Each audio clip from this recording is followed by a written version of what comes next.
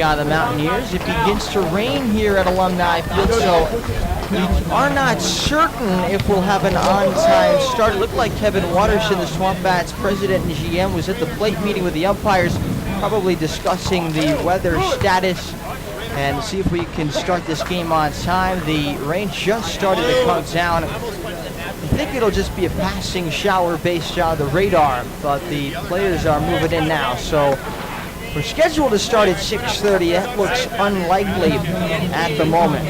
I'll tell you about the pitching matchup for tonight's game. For the Vermont Mountaineers, it'll be Ben Adams, a senior left-handed pitcher from St. John's. And for the SwampBats, it'll be Pete Haas, a junior right-handed pitcher from Stonehill. We're going to get an update right now for you, courtesy of the president himself, Kevin Waterson.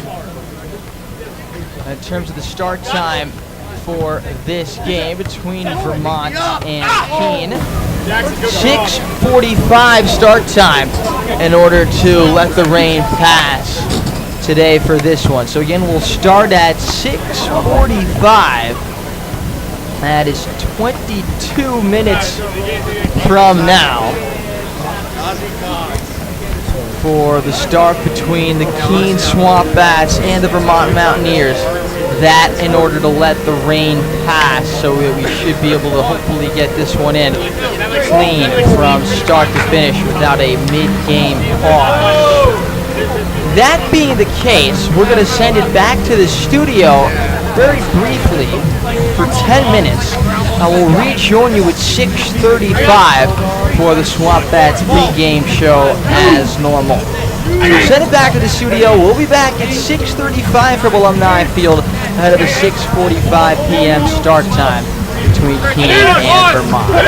We'll see you shortly. This is Keene SwampBats baseball on Pure Oldies 104.1 and the NECBL network.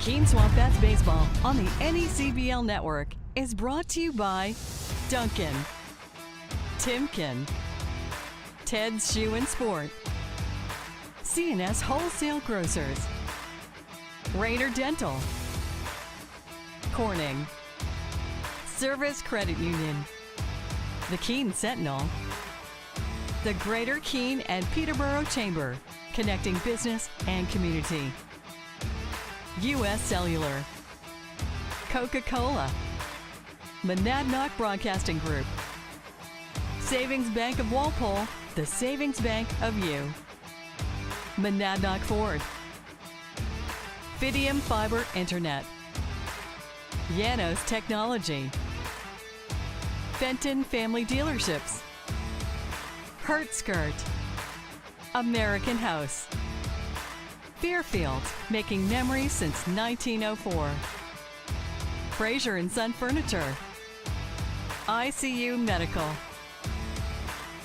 M&T Bank, Mascoma Bank, True Rest, and by New Hampshire Ball Bearings Incorporated.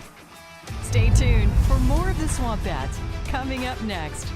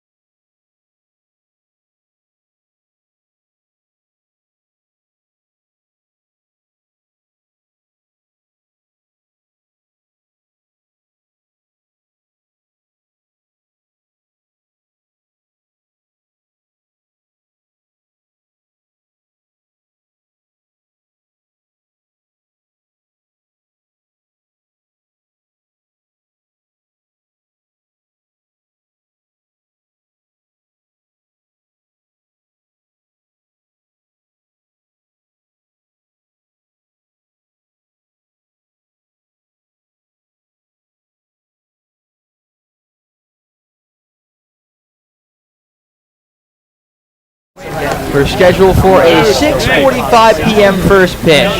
Vermont comes in with a record of 16 wins, 9 losses, and 1 tie. SwampBats come in with a record of 8 wins and 17 losses. Keene won their last game, a big 5-4 win over Ocean State yesterday. Noah, Vermont lost a doubleheader against the Valley Blue Sox.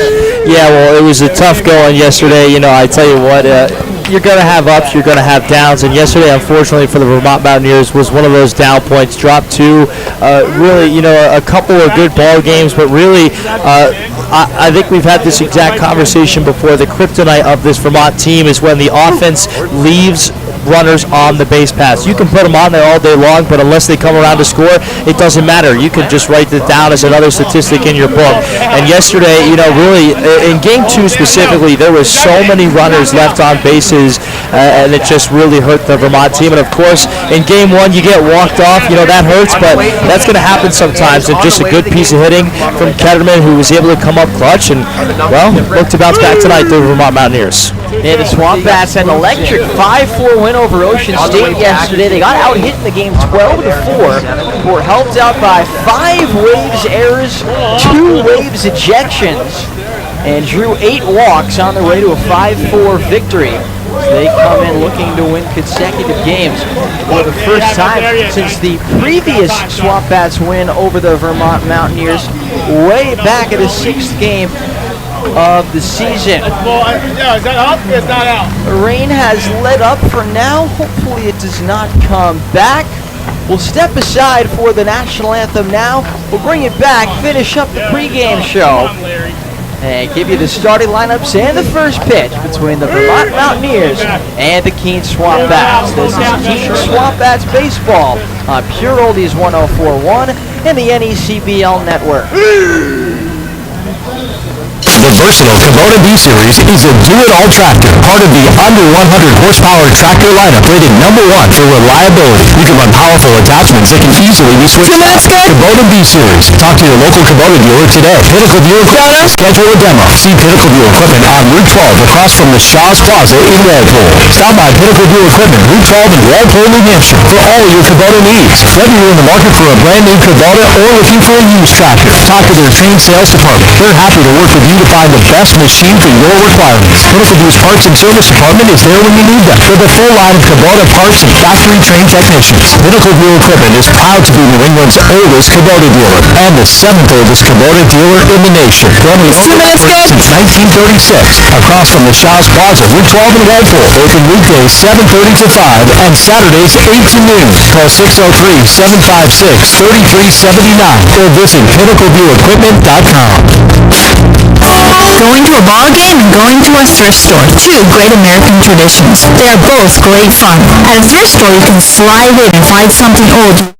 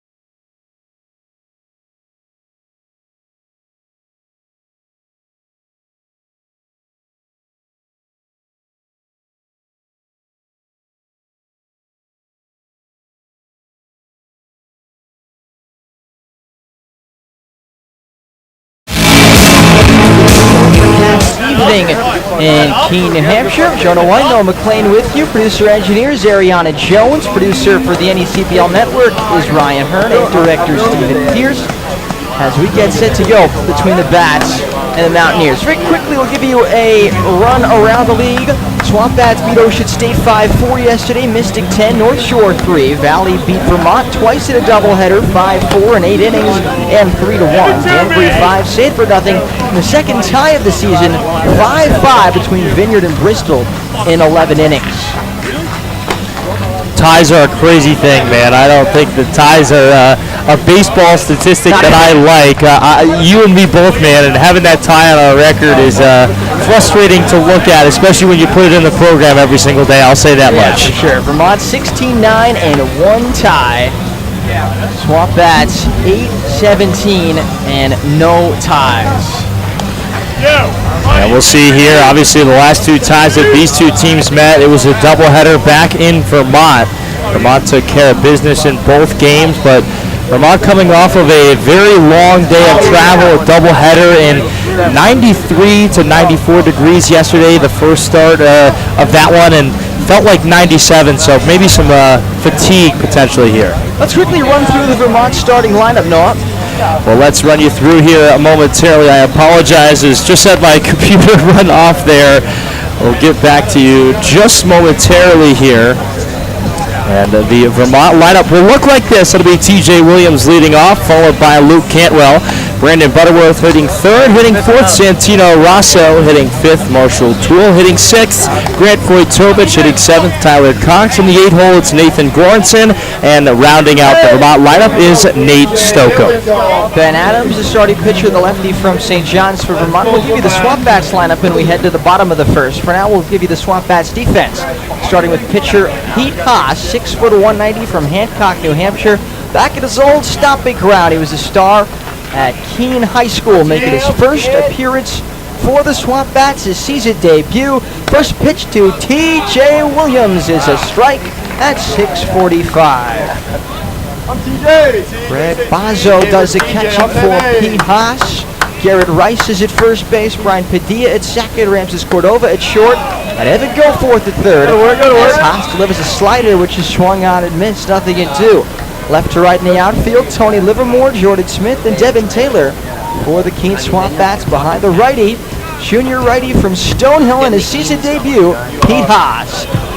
There's a slider, foul toward the right, Rice over, but he won't get there as it bounces in the field of play. The count still no balls and 2 strikes on T.J. Williams.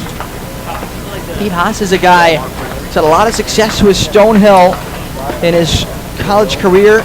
He is 3-3 with a 2.51 ERA, 43 innings pitched. He's walked 9 and struck out 50. Very impressive numbers from Pete Haas at Stonehill. The 0-2 to Williams is lifted high in the air to center. Jordan Smith moving over to his right, makes the catch, 1 out. Yeah, nice job there. That's exactly what you want if you're a pitcher here early on. Fly balls, ground balls, and strikeouts are your best friends. Just soft contact, and that's easy there for Smith to go over and make that play. Pete Haas back at his high school stomping ground, Alumni Field, home of Keene High School, where Pete was a star.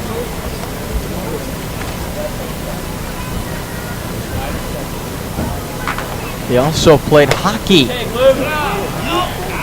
with Keene, as a pitch to the left-hand batter Luke Cantwell is in for a strike, 0-1. But Pete recovering from Tommy John surgery, so he hasn't pitched in a while as he throws high. 1 ball and 1 strike.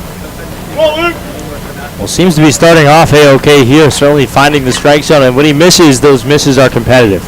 1-1 on the ground to second base. High hop for Brian Padilla. An easy sidearm toss to first. Cantwell is out. 2 outs and nobody on for Brandon Butterworth, the second baseman. Yeah, that's, again, a nice job. Just light contact, gets it right over to his second baseman, and, again, just routine right there for Keene defense. SwampBats in their purple tops, black sleeves, white V on the side, around the sleeves, black letters and numbers outlined in white pants, purple caps with a black bills. Butterworth takes up and away, 1 ball and no strikes. The Mountaineers are in their green tops, white numbers and letters on the front and back, white pants. Pitch is high. The count 2-0. Yeah, we'll see if Butterworth can get the offense going. He's had a hot bat recently, hitting .314, a homer with 10 RBIs. Would love to get one of those here. 2-0 pitch is over for a strike. Fastball at 88 miles an hour. And it's 2-1 on Butterworth from NC State, batting .315 with a .402 on base percentage this season. 1 homer and 10 runs batted in. The 2-1 pitch. Fastball high. 3 balls at a strike. Vermont take very patient at bats to the league leader in on-base percentage. .373. Excellent team OBP. Best in the NECBL. A 3-1 to Butterworth. Slider over for a strike. And the count is full. 3-2. Yeah, and obviously you have a pitch to take right there if you're Butterworth, but now you got to fight off anything close. Righty deals 3-2 in the dirt. Pops way up in the air. And he's going to head for second base as Bozo has trouble finding it. It's a base on balls for Brandon Butterworth. You don't see that very often, and you saw right there, Bozo turned around and looked like he went to look for a ball from the umpire originally. I'm not sure why he was looking for that, but that ball went all the way to the backstop. Maybe he didn't realize it was already 3 balls. As you watch this again, Butterworth doesn't even hesitate, goes all the way down and in there standing. Walk and a wild pitch, so Santino Rosso, switch hitter batting left, comes up from Hofstra University. And he takes a fastball strike. It's 0-1. SwampBats already have someone warming up in the bullpen. I think the SwampBats are trying to ease Pete Haas into the season. The 0-1 outside, 1-1. He hasn't pitched in a game in a very long time. 1 ball and 1 strike on Rosso from Hofstra. Switch hitter batting left, .240 the batting average, .333 on base, 4 homers, 18 RBIs, 4 of those on a grand slam last Saturday against the SwampBats in Montpelier. The 1-1. Breaking ball, grounded past the mound to shortstop Cordova near the second base back, throws to first in time. Side retired. In the first inning for the Mountaineers, no runs, no hits, no errors. And 1 man left on base. We go to the bottom of the first. It's Vermont 0. The SwampBats coming up. This is Keene SwampBats baseball on Pure Oldies 104.1 and the NECBL network. At M&T Bank, we believe in the power of together. Together, we can help your business grow. Together, we can move communities forward while giving back. Together, we can help your family spend more time on what matters most. And together, we can achieve more than ever before.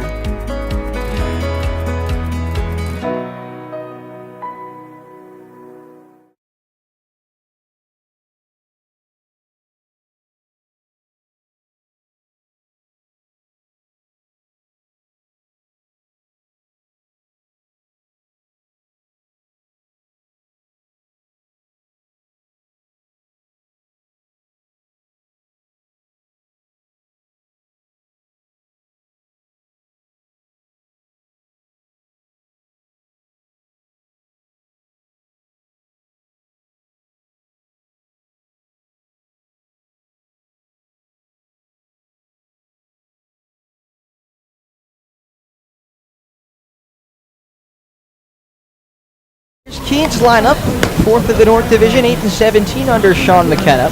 Tony Livermore, the left fielder, leading off. Jordan Smith in center bats second. Devin Taylor in right bats third.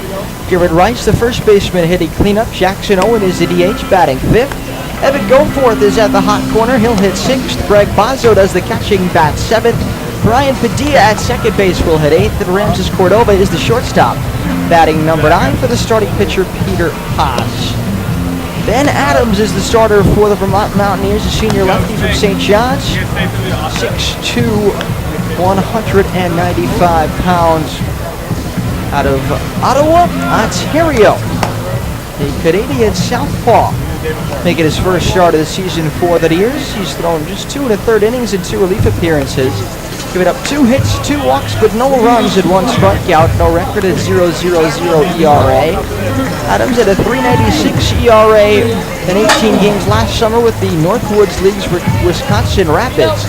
He went 4-0 with a 2.48 ERA this spring at St. John's in 36 1/3 innings pitched. And Tony Livermore, the left fielder for the SwampBats, leads off against him. Ball 1 down low. Vermont's in the black caps with the dark green bills. Green tops. SwampBats in their purple tops.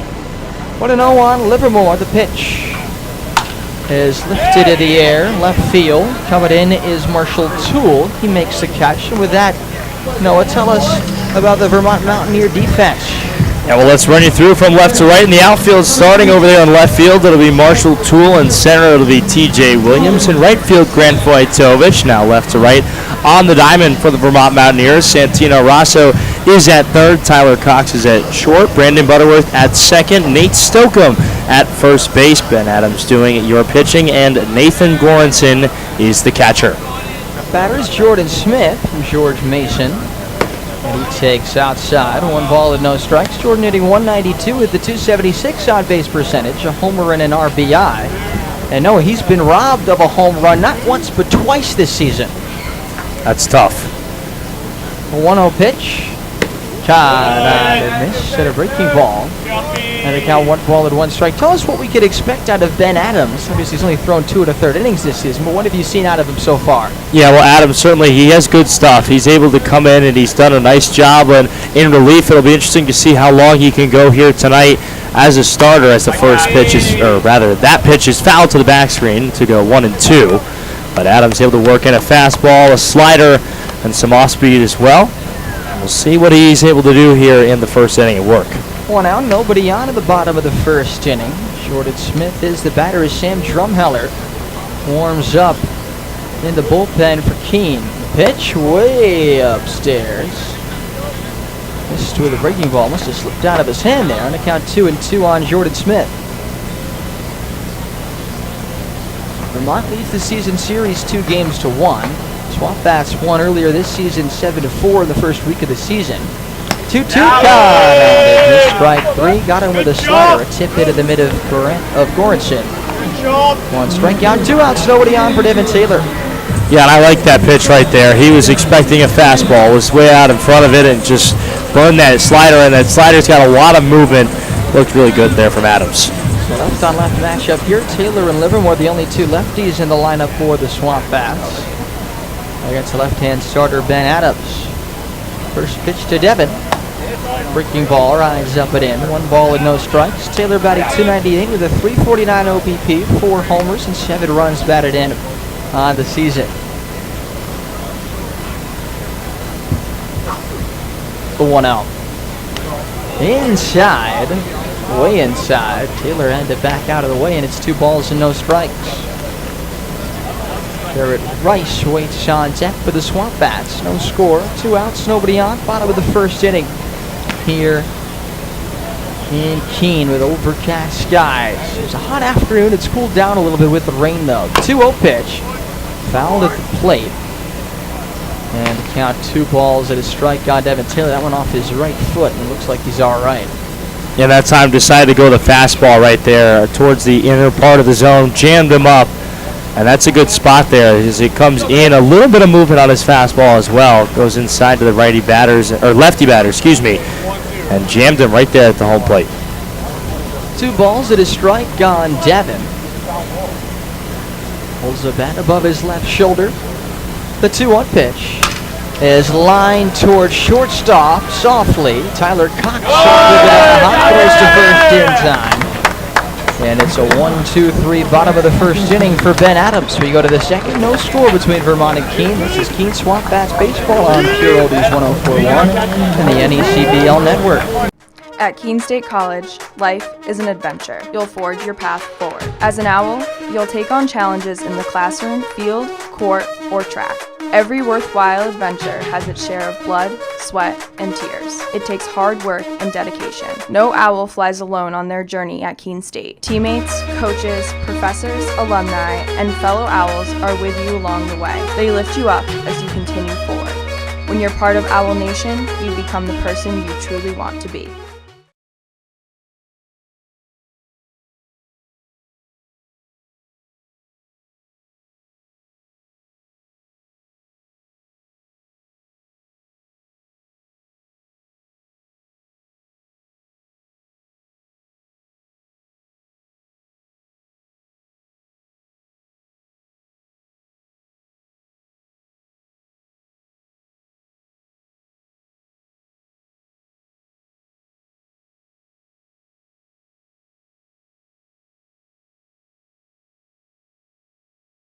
For the SwampBats, Pete Haas was the opener for Keene. Working his way back from Tommy John. 1 scoreless inning, 1 walk, no strikeouts, no hits allowed. Good start to the season for the local kid, Pete Haas. And the new pitcher is Sam Drumheller, lefty, 5'10", 175, senior from Tampa, Florida, out of Florida Atlantic University.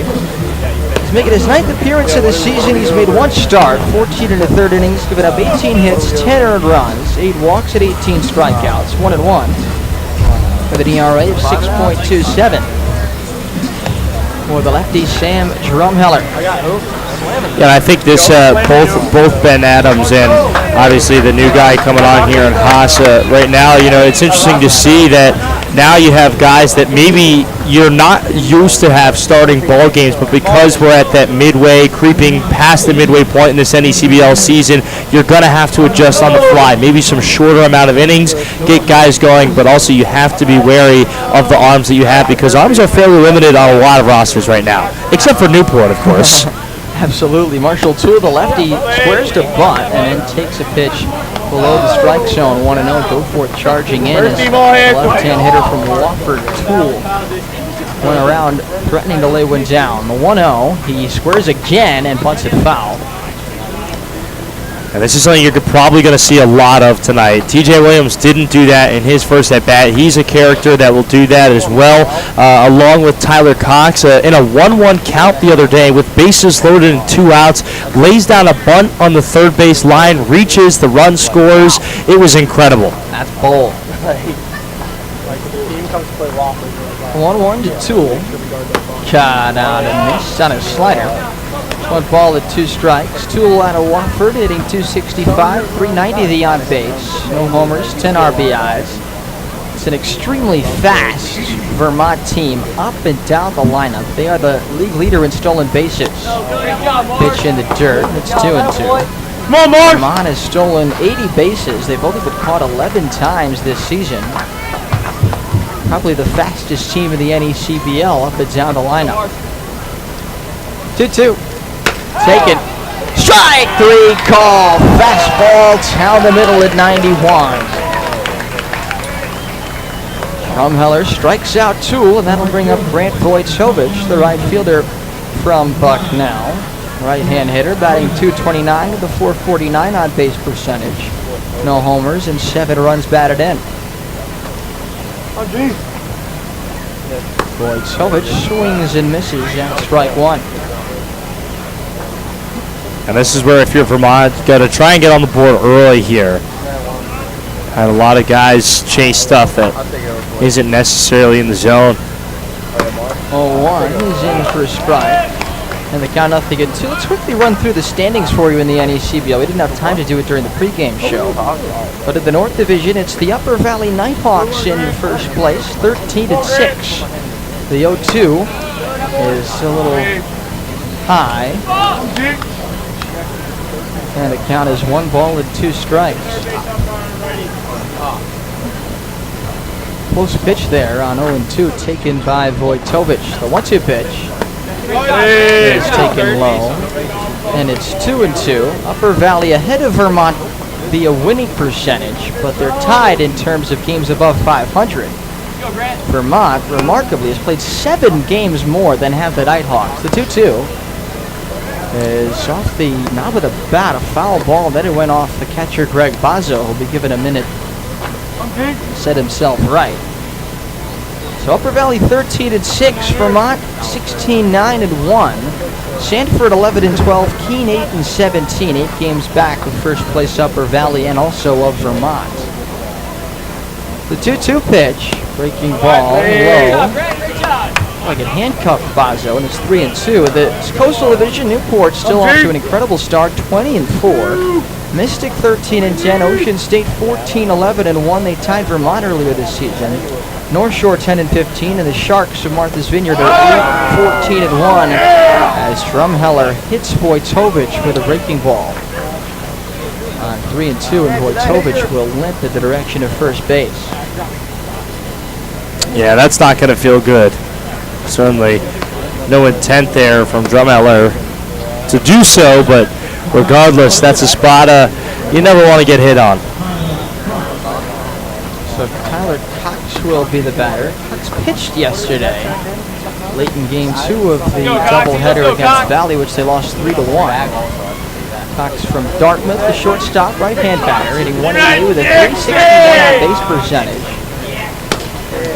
Pitches a strike, 0-1.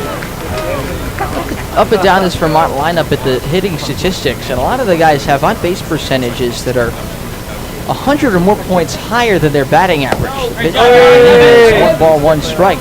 That means they're taking patient at bats, and they're walking a lot. That's certainly the case with this Mountaineers team. Yo, absolutely, and now again, it's a matter of making sure that Vermont can bring those runners around the base paths. 1-1 to Cox, breaking ball in there for a strike at 78 miles an hour. 1-2 on Tyler Cox. West Division, Bristol 12-12-1 after they tied the Sharks yesterday, but they're in first place in that division as it's fouled back. 1-2. Valley 12-13 occupy currently the 8th and final playoff spot, along with the Sanford Mainers, tied for 7th actually with Sanford. Danbury 10-13, North Adams 6-17. This one's fouled back, and it's still a ball and 2 strikes.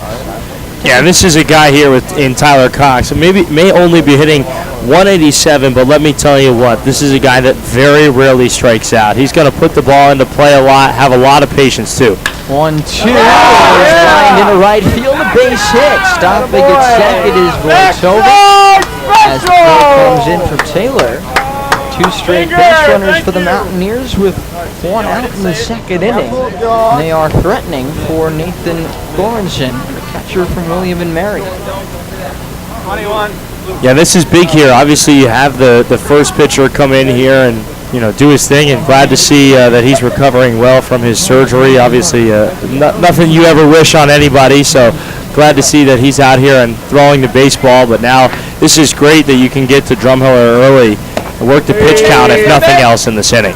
Down and into Goranson, 1 ball and no strikes. It's Vojtovich at second. Cox, the runner at first with 1 out. No score in the top of the 2nd inning here. Drumheller steps off, looks back at Vojtovich, who has stolen 9 bases in 10 tries. Wouldn't put it past the Mountaineers, Noah, to steal 3rd in this situation with a double steal. 1-0. Down and in, 2 balls and no strikes. And now Drumheller has to throw it in the zone here. 2-0 to the 8th hitter with 3rd, the only open base. Yeah, we'll see not a ton of speed in Tyler Cox, but Vojtovich with a lot of speed on over there at second base. The 2-0 taken. Strike right down the middle. Fastball at 88 miles an hour, and it's 2-1. Looks like the SwampBats are going to send Tyler Tornberg down to the bullpen. 2-1 pitch. Foul back. And the count even at 2 balls and 2 strikes. Goranson batting .209 with a .346 OBP. What a patient hitter. 1 home run and 11 RBIs on the season. The 2-2. Taken. Strike 3 call. Got him with a slider. And there were 2 men away. That's a pitch you have to swing at. That's right there in the zone. That's just about as middle as you get. Oh, yeah. Lawrenson knew it. He didn't even contest. Just walked back to the dugout with a frustrated look. But now to be up to Nate Stokeham here, the lefty. Here we go, Stoke. Try to put a ball into play, score a run. The 9-hitter Stokeham from Western Carolina, batting 171 on the season. 250 OBP, takes a fastball high, 1 ball and no strikes. Get into one now, huh? 1 homer, 6 RBIs on the season for Stokeham. A 2 on, a 2 out at the top of the 2nd inning of a scoreless game. The 1-0 pitch, taken up and in. It's 2 balls and no strikes on Stokeham, with the excellent hitting center fielder from Notre Dame, T.J. Williams, the leadoff hitter, waiting on deck. Big pitch here for Drumheller to make on 2-0. From the belt, taking high, 3-0. Yeah, this is a lefty-lefty matchup right now. This is going to play into Stokeham's hand in this situation, and no matter what, unless it is right down the heart, on a plate, cherries and whipped cream on top with ice cream, you best believe that ball is being laid off. He takes a strike on the inside corner. Still your zone, still your zone. And that's 3-1. Close pitch there. Maybe could have been ball 4. Full stop. Make him come. Drumheller's 3-1. Taken. Strike above the knees. And it's a full count, 3-2. That means it'll be a head start for Vojtovic at second base and for Cox at first base with 2 outs to the top of the 2nd inning. I'm going to guess he's going to go right back to the fastball. Payoff pitch, swung on, loop toward shortstop on a hop for Cordova. Cox throws to first. It's dug out of the dirt by Garrett Rice. Great job by the SwampBats first baseman to make the scoop. And that retires the side. That could have been trouble for Cordova and the SwampBats. In the 2nd inning for Vermont, no runs, 1 hit, no errors, 2 men left on base. Middle of 2, it's Vermont nothing, the SwampBats nothing.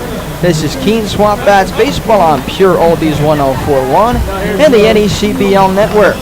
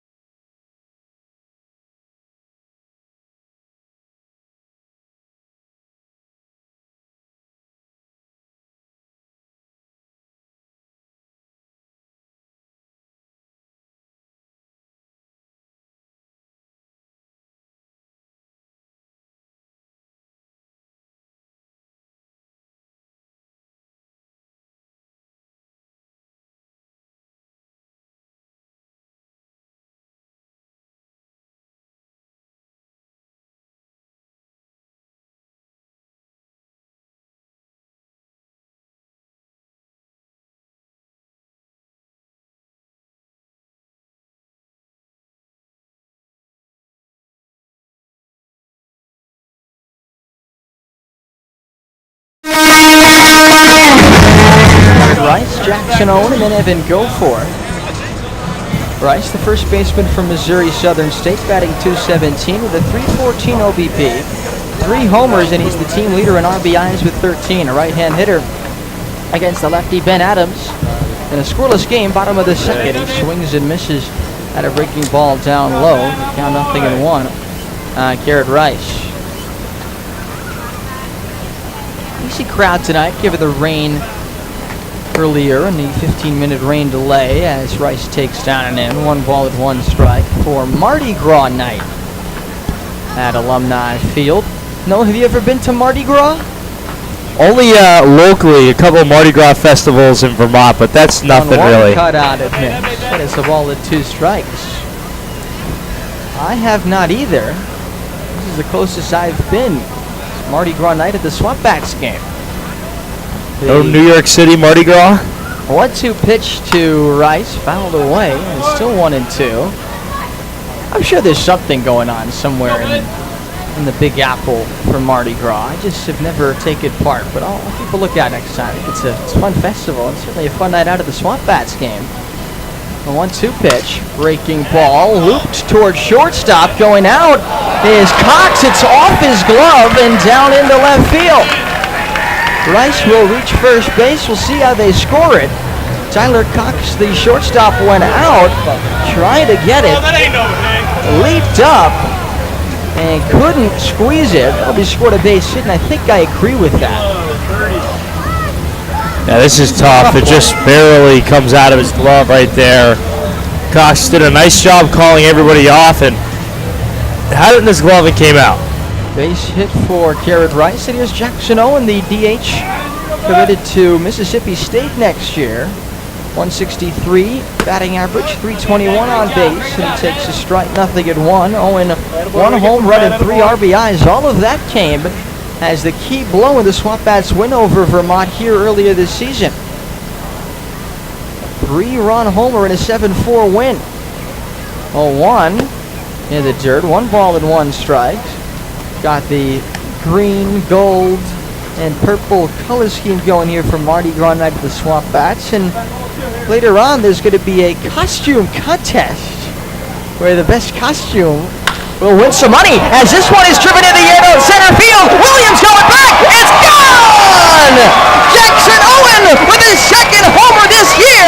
Both have come here against the Mountaineers. It's 2-0 SwampBats in the bottom of the 2nd. 382, a no-doubter to center field. And the SwampBats have the lead. And no doubt it is right. That ball was crushed and just left a fastball middle, and he sent that. 86 right down the pipe. Scores Garrett Rice. RBIs 4 and 5 of the season for Owen. All 5 on those 2 homers here against the Mountaineers. Here is Evan Goforth with no outs and nobody on base. And he takes low and away, 1 ball and no strikes. Evan from the University of Indiana. 188, 250 the on-base percentage. No homers and 5 RBIs for Goforth. 1-0 is chopped towards the left side of the infield. Charging it across is Rosso, and he throws it off the facade of the grandstand. Charging into second base is Goforth. The E5 by Santino Rosso.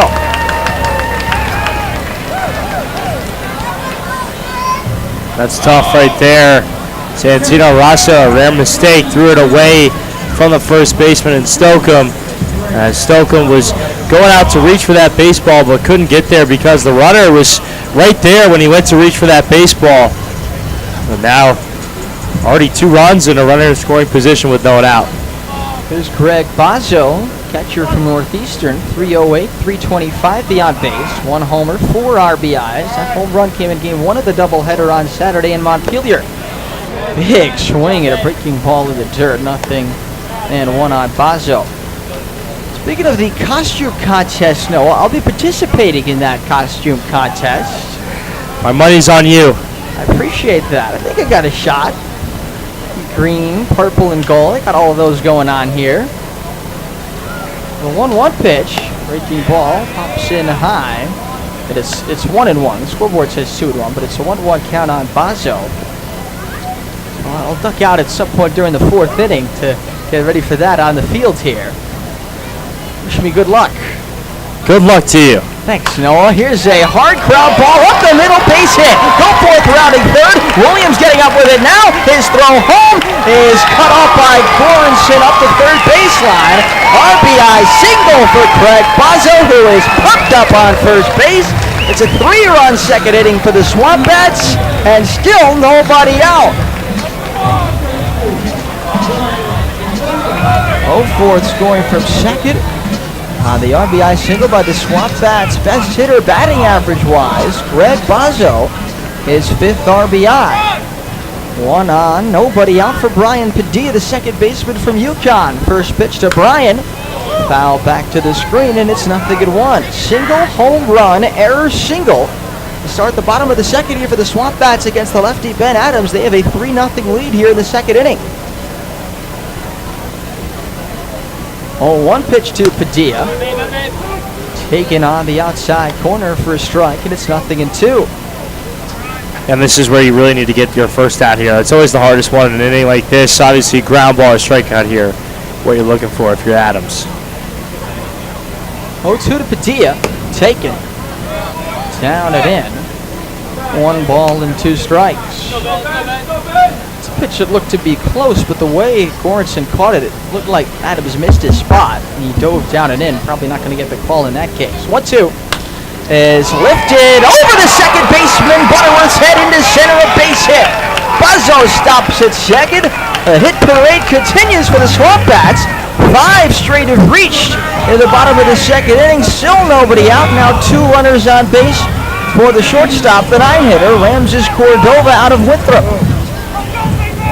Yeah, this is tough right here. I mean, obviously, you start off the inning with that little in and out of the glove right there. That one barely going past the glove, or over the glove, rather, of Brandon Butterworth. And, you know, obviously the home run is the home run. That's a no doubt, or nothing you can do about that. That's just a great piece of hitting, but really Adams is, you know, just got unlucky a couple times here.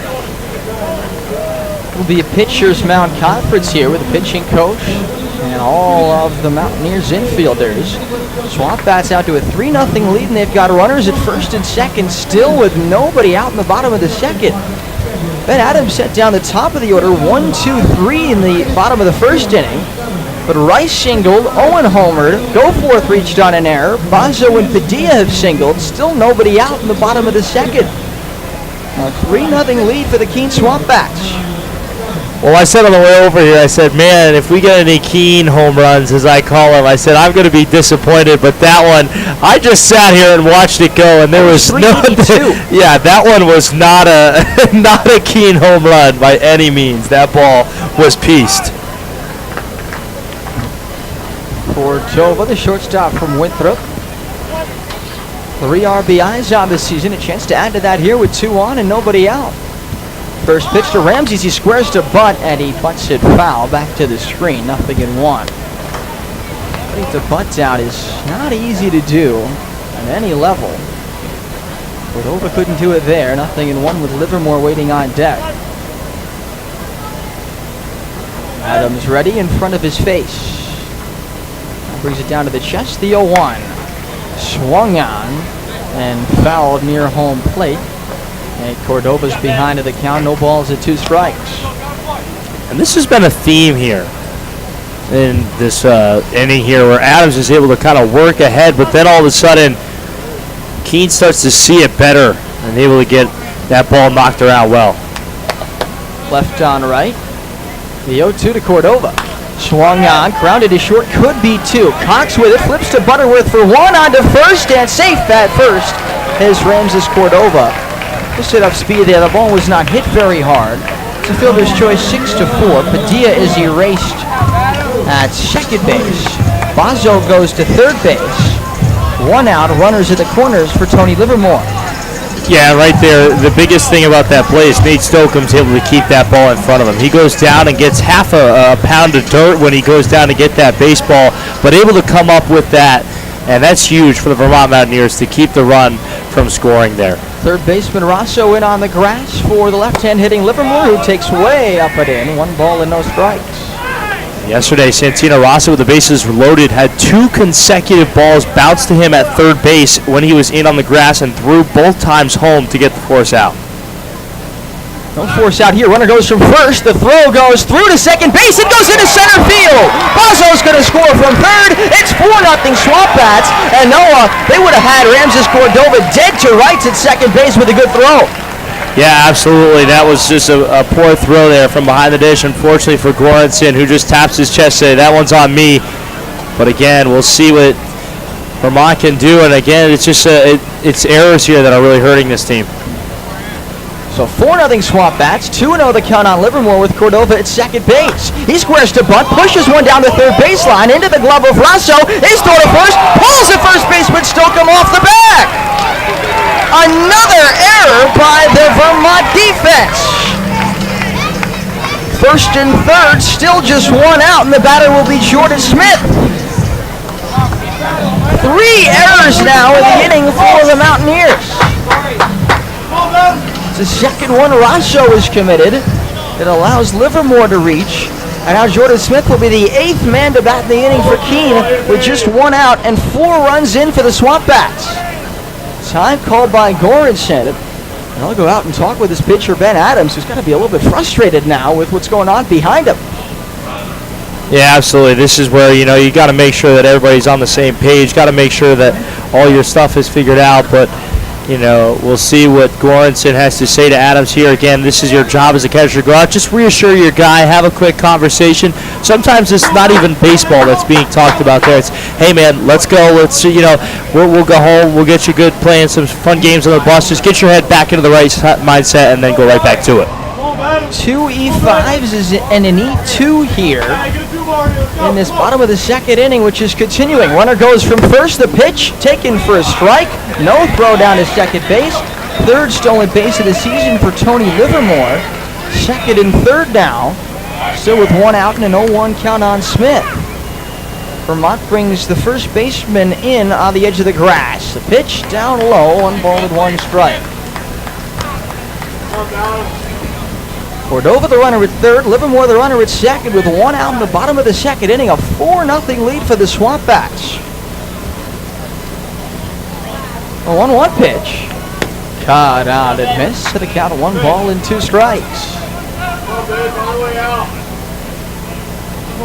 Smith trying to put the ball in play here with Devin Taylor waiting on deck.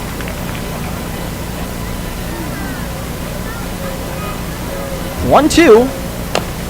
Fouled at the plate, and it's still 1 ball and 2 strikes. Shingle, home run, error. Shingle, fielder's choice. Throwing error by the catcher, error in this inning. 1-2. Way upstairs, 2-2. He's got an open base first, but don't want to load the bases with 1 out for Devin Taylor, who's the on-deck batter. And this is a hitter that you got to retire here. Lefty on righty. The 2-2 to Smith. Foul back. Good at bat here by Jordan. It's still 2 balls and 2 strikes. 4-0 SwampBats in the bottom of the second. Second and third, 1 out. Keene looking to add. Smith with a square, maybe slightly closed stance. 2-2. Take it low and away, and the count is full.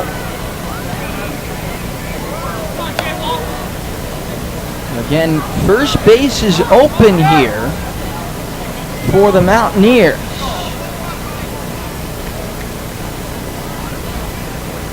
On 3-2, Jordan Smith takes high, ball 4, and Devin Taylor will be the 9th SwampBat to come to the plate in this second inning. You gotta wonder how much longer he's gonna go here. I know Vermont somewhat limited on arms, but we'll see how much longer he wants to go, and this actually might be it, as it looks like manager Mitch Holmes will come out and make a change. So Ben Adams done after an inning and a third. 4-0 SwampBats. The bases loaded and 1 out. Devin Taylor will come to the plate for Keene. We're in the bottom of the second, a 4-0 lead for the SwampBats when we come back. This is Keene SwampBats baseball on Pure Oldies 104.1 and the NECBL network.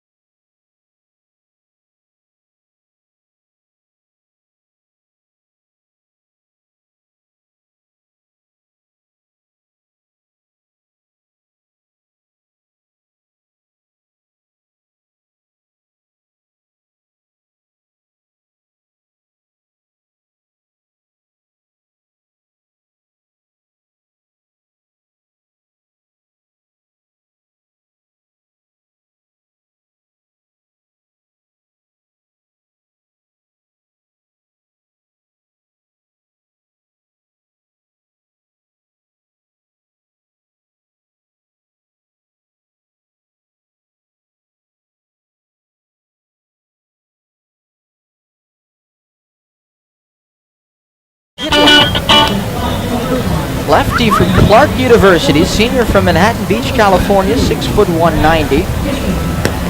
Gitlin got the start in game 2 of the doubleheader that Vermont won 12-1 on Saturday in Montpelier.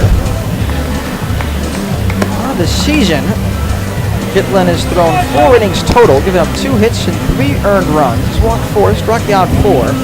0-1 with a 6.75 ERA. He'll face Devin Taylor with 1 out of the bases loaded in what's already a 4-run bottom of the second inning for the SwampBats. There have been 4 hits, 3 errors, and a walk in this bottom of the second inning. Devin Taylor grounded to short his first time up. Gitlin wants nothing more than a hard ground ball at an infielder right now. Stokeham back at first. Rosso in on the grass at third. Cox and Butterworth at double play depth up the middle. Cordova the runner at third. Livermore at second. Smith at first with 1 out. 4-0 SwampBats, bottom 2. The pitch to Taylor. Good. Breaking ball, take it at the knees. A called strike 1.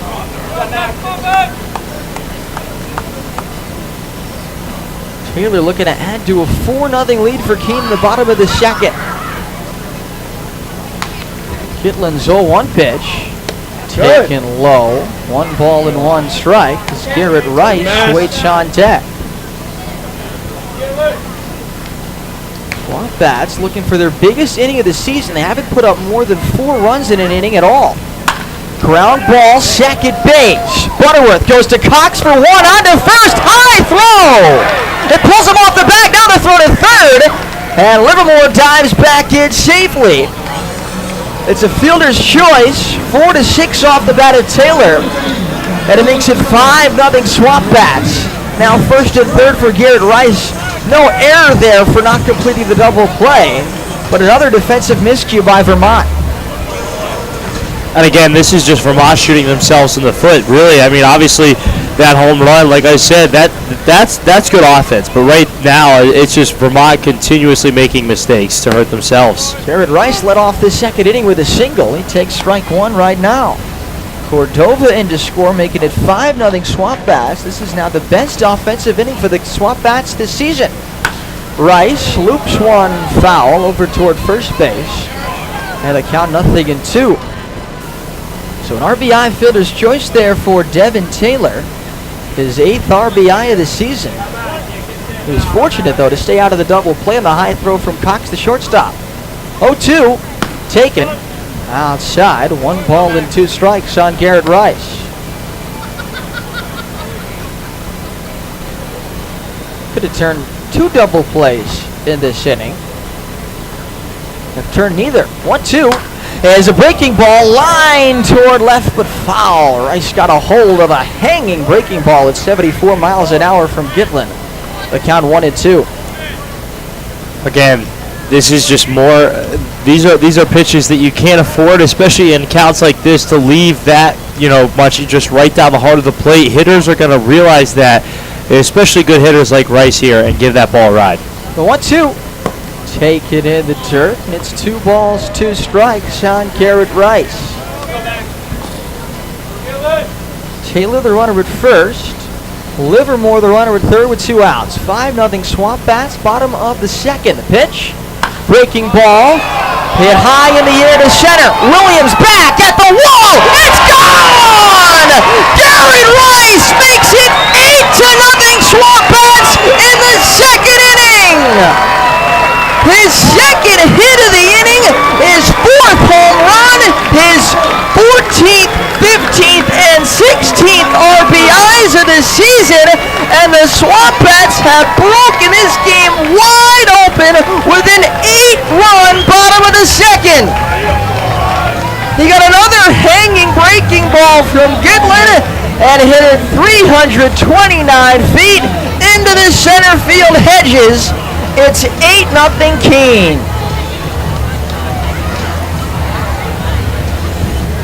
Not much you can say on that. That's just, again, he just left it up in the zone and found it, gave it a ride. Jackson Owen takes a strike, and it's 0-1. Owen already has a home run in this inning. RBI machine. Garrett Rice getting it done again as Owen takes a breaking ball in the dirt, 1-1. This is the largest lead the SwampBats have held at any point this season against any team.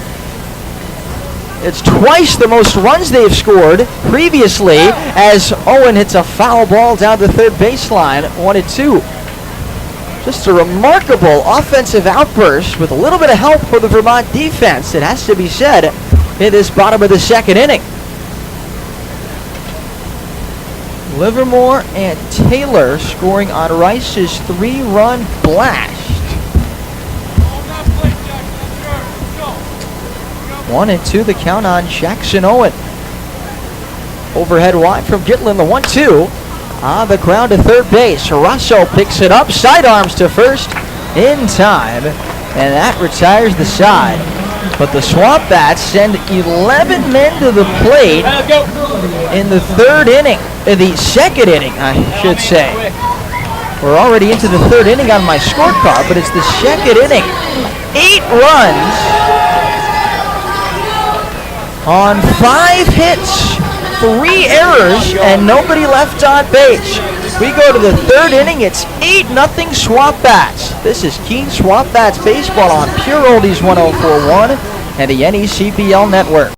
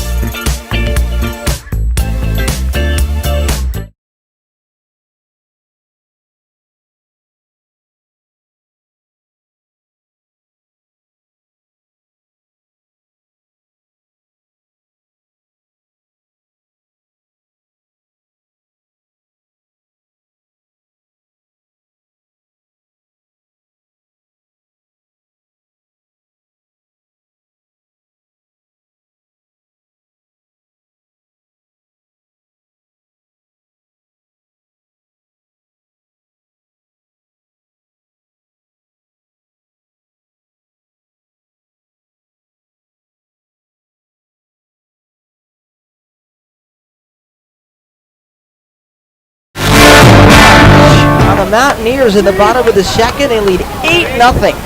Sam Drumheller on to pitch the third. We got out of the first and second, 1 out jam way back at the top of the second inning.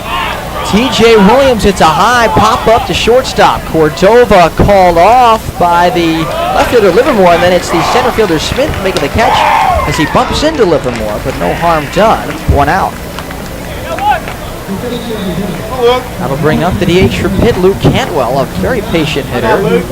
An impressive 445 on base percentage, 221 the average, 2 homers, 9 RBIs the season for Cantwell. Has drawn a remarkable 23 walks this season. Takes down low from Drumheller, and the count 1 ball and no strikes. Set for 1-0.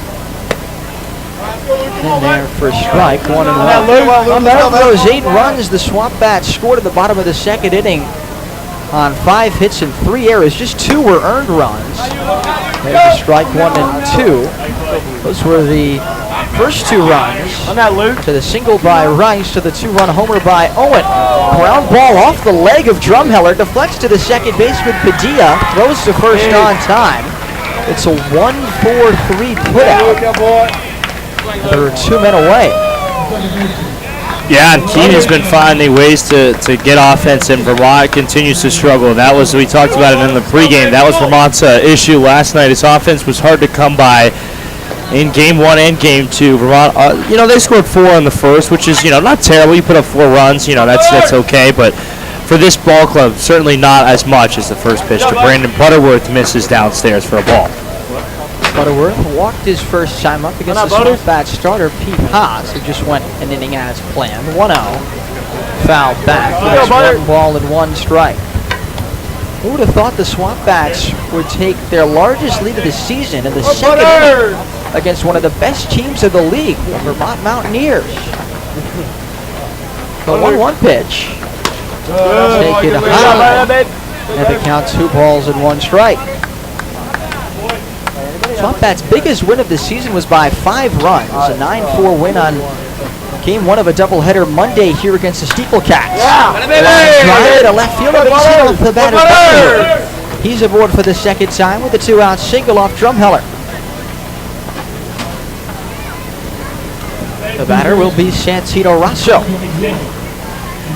Well, if nothing else, Vermont has been able to have a pretty decent amount of offense with 2 outs for some reason this season. So maybe that's the start of something.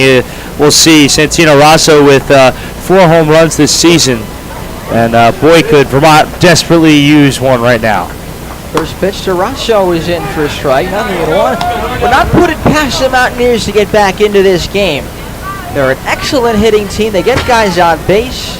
They can hit home runs. They've hit 13, and here at small Alumni Field, it's lots of time for them to get some runs back. Pop up off the bat of Rosso, shallow right field. Rice out. It's Padilla over the second baseman, who makes the 2-hand catch. And that retires the side. No runs. A hit, 1 left. We go to the bottom of the 3rd. It's the SwampBats 8, the Mountaineers nothing. This is Keene SwampBats baseball on Pure Oldies 104.1 and the NECBL network. Welcome to Hurt Skirt or Just Hurt. Our first contestant is suffering from knee pain from a recent running incident. What do we think, audience? Hurt Skirt or Just Hurt? Why not try Hurt Skirt? Make your recovery hassle-free with Hurt Skirt, a patent-pending, stretch-to-fit, hot-cold therapeutic sleeve, proven to stay cold longer and still remain completely mobile. Drop the ice, skirt the hurt.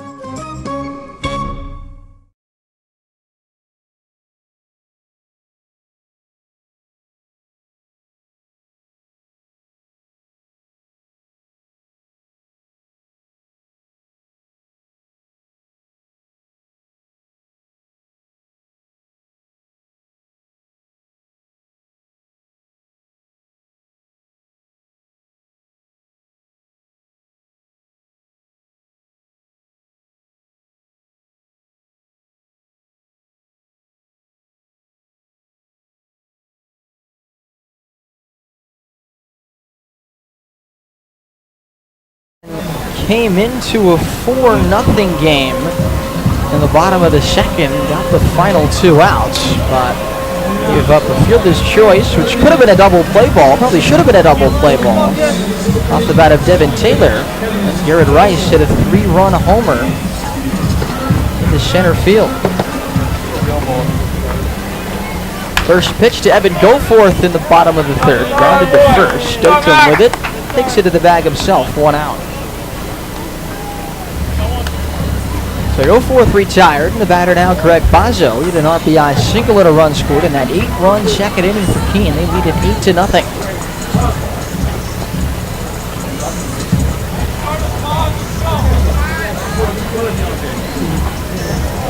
And if you're Vermont right now, you need quick innings.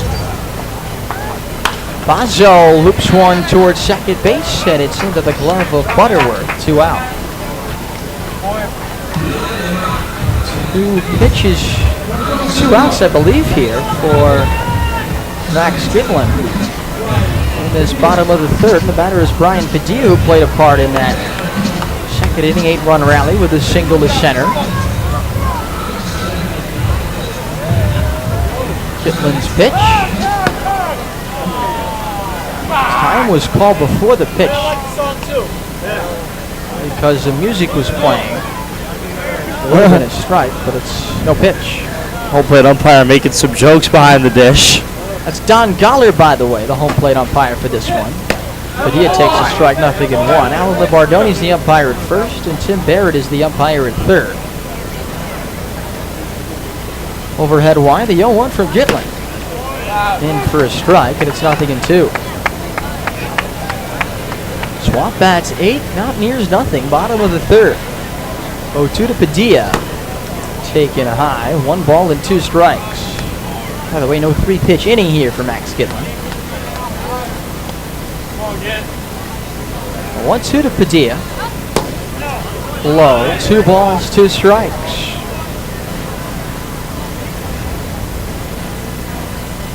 Padilla from Brooklyn, New York, the 2-2. Breaking ball, loop towards second base, caught by Butterworth behind the bag. And that retires the side. A 1-2-3 inning for Max Kitlin. We go to the fourth, 8-0 Keene. This is Keene SwampBats baseball on Pure Oldies 104.1 and the NECBL network.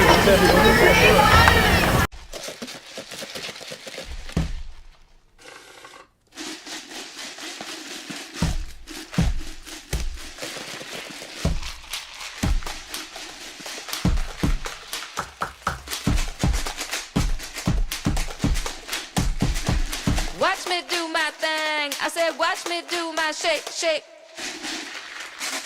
Woo! Watch me do my thing. I said, watch me do my shake, shake.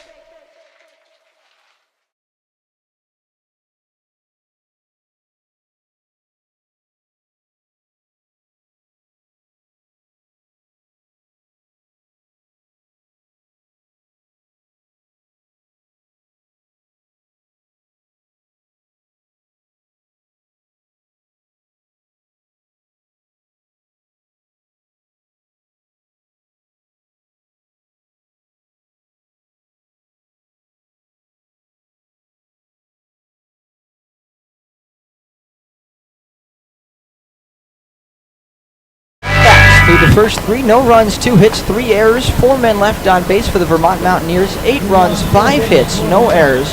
Nobody left on base for the Keene SwampBats. Just the 8 runs that scored in the bottom of the second. I'm Jonah White, joined by Noah McLean.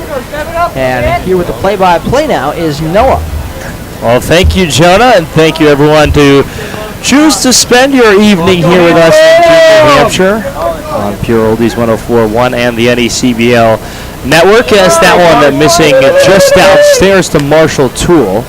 If you're just joining us, well, maybe a flip of the scripts for what these two teams are both used to. Keene leading 8-0 in the 4th inning after an 8-run bottom half of the second. It has been unbelievable as that pitch was fouled away to make the count 1-1 to Marshall Toole. And out there is Drumheller for his 3rd inning of work. Almost. We almost had one. Wow. All right. I was ready this time. I learned this year. I learned already that I always have to be ready in the NECBL. 1-2 pitch. This one ripped over the third base side. Go forth Fields. Throws on a hop and gets him. 1 up, 1 down here. A nice job there by Goforth to field that ball from Marshall Toole, and that'll bring up now Grant Vojtovich. Well, I've been wondering how much give this net has in front of our press box on the third base side. We still haven't found out quite yet. That one went off the facade of the roof of the press box here, but very close. I don't know if I want to be the one to find out, as that first pitch is in there for a strike. Yeah, that would have been you, not me. You were the one that stuck your hand out. You're ready for that, to your credit. I saw that coming.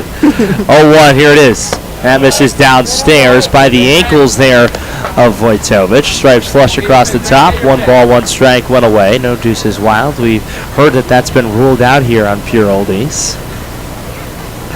It's one of those things where 1-1, cut on and miss. Count goes to 1-2. So I'll tell you my issue with the deuce is wild. You've heard it many times on these airwaves this season. You're supposed to say it when there's 2 balls, 2 strikes, 2 outs, and 2 runners on base. Do you agree with me, Noah?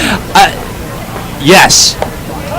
Oh, yeah, how big? As that one is going to be a hit by a pitch. And Grant Vojtovich, with 1 out, is going to take a freebie. That is the 2nd time today in 3 at-bats that he has been hit by a pitch, and that is unbelievable. Well, you know, it's more unbelievable than that. Going back at his last 6 at-bats, last 6 plate appearances against the SwampBats, going back to Saturday, Vojtovich is 0 for 0 with 3 walks and 3 hit by pitches. Somebody let this guy hit, man.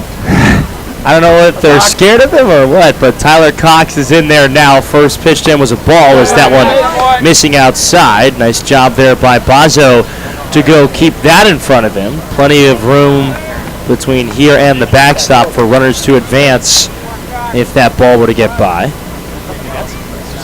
Drumheller delivers. Cox checks swing. That one's right there for a strike. drumheller here. You just want to pump in strikes. See if a solo home run, 2-run shot, no matter. The way the Mountaineers get back into this game is on walks. 2-1, that misses downstairs. The count going to 3-1. That one down towards the dirt in the righty's batter's box. Dartmouth Big Green at the plate for Cox as he watches that one go right down the heart. And a full count. Keep in mind this is Marshall Toole, or rather Grant Vojtovich, my apologies, who has a lot of speed over there. We'll see if any advances. 3-2, chopped over to the second baseman, takes it himself, throw on to first, got him, double play. Inning ending. Vermont continuing to struggle on the offensive side, and that will do it here for the top half of the fourth. So we'll come back. This is NECBL Baseball on Pure Oldies 104.1 and the NECBL Broadcast Network. Curious about the awesome talent Kelly has? Well, here are some robotics specialists. This group works in telecom on 5G. They work on autonomous vehicles. Those are education professionals. Oh, and system analysts, contact center reps, biologists. There's data scientists, substitute teachers, mechanical engineers, not to mention people who work on-site and off-site. Kelly's got top talent in specialized and emerging skill sets, ready to help your business prepare for what's next.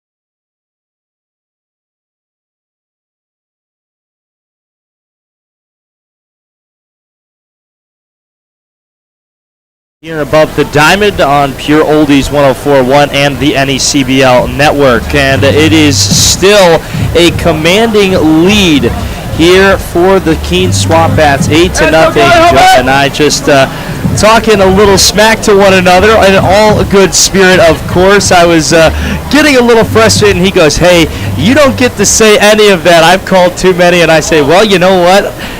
I'll take it. His first pitch is fouled away. And this is the thing about this league. I talk about it all the time, but the thing about the NECBL is you never know what can happen in any game. A one cut on and missed down to a knee there as Gitlin working very quickly as he does. He immediately comes, and as soon as that batter steps in, comes to his set and delivers. The 0-2, here it is. That ball misses downstairs.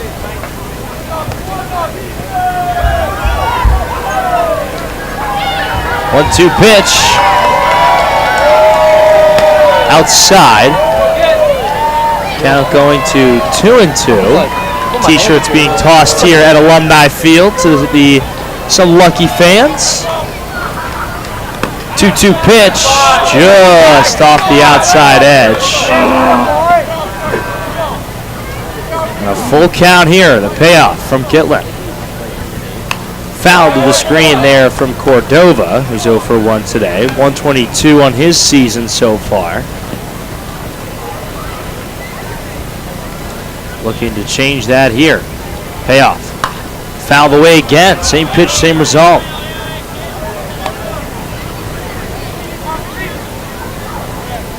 Gloomy skies here in Keene, but no rain, knock on wood.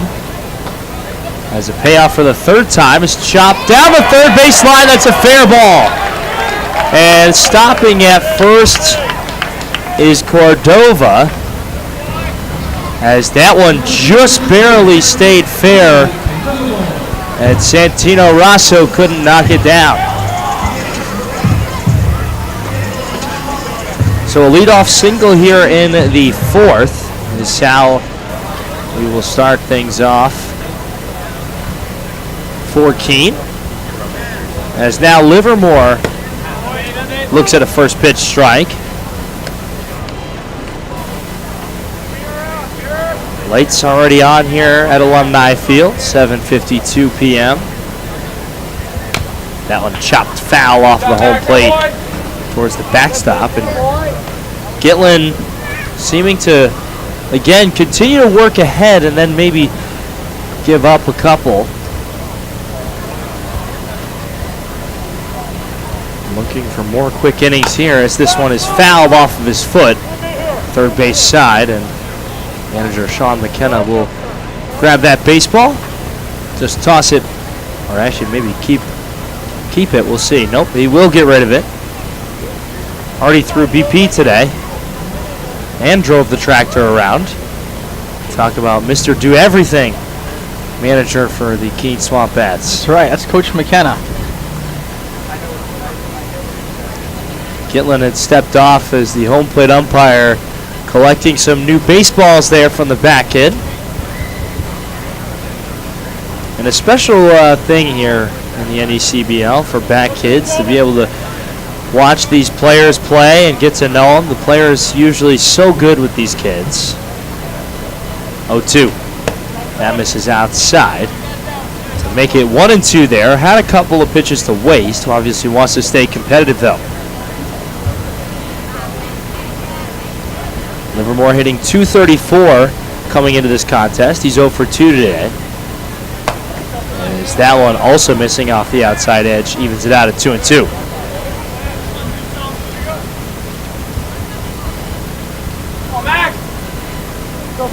Here it is.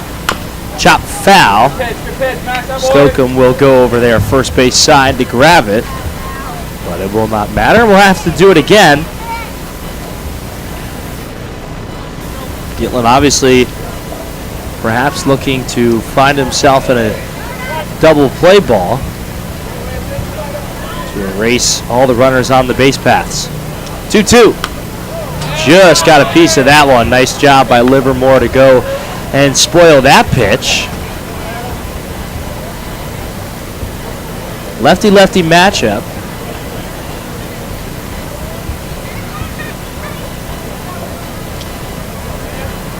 Here it is. Just missing there. And another full count worked here by Keene hitters. Impressive stuff. The 3-2. Got him looking. Brings him up on the outside corner. Close pitch there. Close pitch. Maybe caught the edge of the outside corner. A hard time criticizing umpires for a pitch that might have been off the black by a fraction of an inch. A lot of umpires do that ball off, especially on something that close. Give the pitcher, as long as he's been respectful to him, usually give guys maybe half a baseball to a baseball off that plate on a close pitch. That ball missing downstairs, especially in a ball game like this where the team at the plate is leading 8-0. Not a ton that pitch would change. Well, it's not Little League. No. Back in my Little League umpiring days, if it's 8-0 in the says a strike to Smith. If it's 8-0 in the second inning, you're getting more than a ball off the plate. I promise you that. Trust me. Yes, I've done a couple of those games this summer. 1-1 pitch. This one chopped over the head right to Cox. Flips to second, throw to first, and got him in time. An inning-ending double play, and we will step aside, and we wish Jonah White the best luck here in his costume contest on Mardi Gras Day here at the ballpark. This is NECBL Baseball on Pure Oldies 104.1 and the NECBL Network. First thing Bruce felt was quality, the consistency, knowing that when I take them out, they're going to be the same every time. And the second was to be able to see kids all over the country wearing the gloves that I designed. That's one of the coolest parts of this.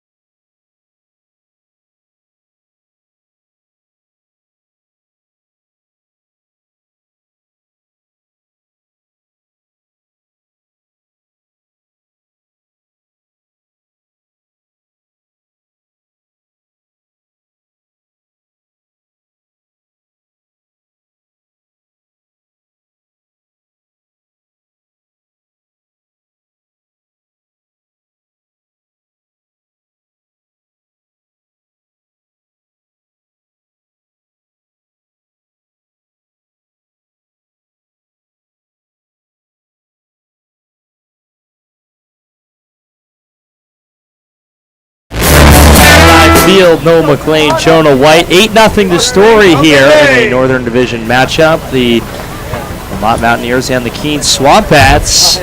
As into the 5th we go as Goranson grounds over to third. A long throw across the diamond, but will get Goranson in plenty of time for out number 1.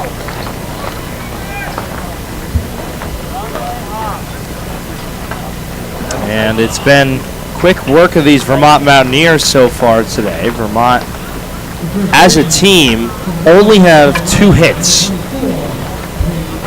through 4 1/3 so far.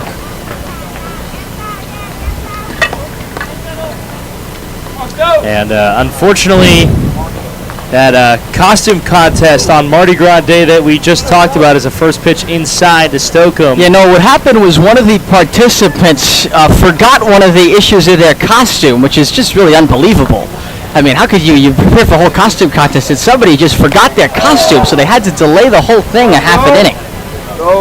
Fans, Nate Stokeham just got beamed in the head, and I hate to tell you if you're a Jonah White fan, Jonah, you gonna own up to this one? Oh, I wasn't planning on his it. mask.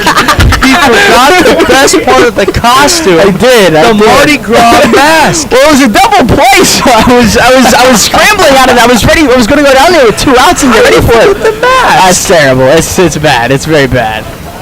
First pitch to TJ Williams, the leadoff guy, is a ball downstairs. That's like Cinderella leaving her slipper at the ball. I mean, what is going on? It's pretty bad. It's pretty bad. I mean, I don't know what to tell you.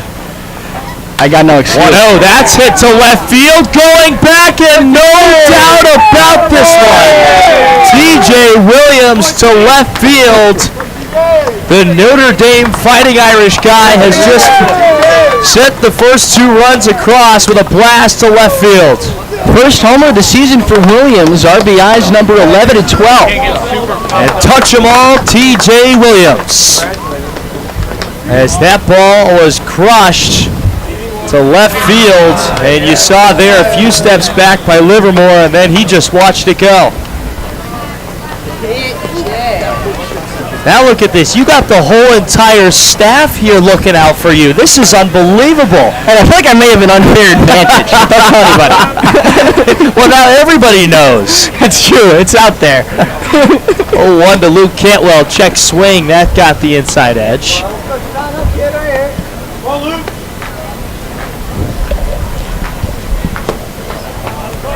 As that one cut on and missed there from Luke Cantwell. And down he goes, so now 2 outs here.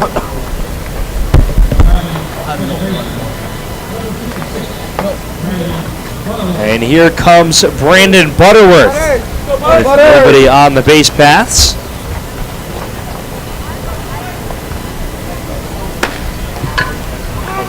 First pitch in there for a strike.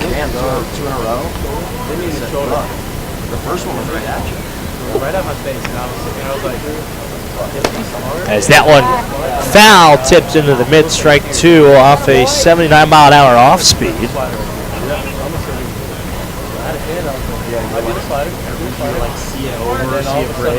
So 0-2 to Butterworth, recently transferred to Western Carolina, and oh, look out. Put on a show, 5'6". Brandon Butterworth has to scamper away to avoid being hit by that pitch. Hey, battle.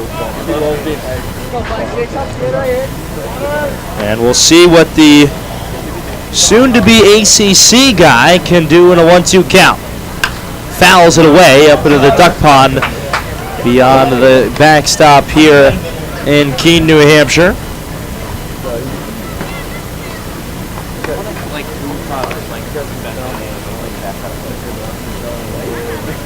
One-two pitch again. That's downstairs. Bazzo doing a nice job, able to keep it in front. Little glove stop there.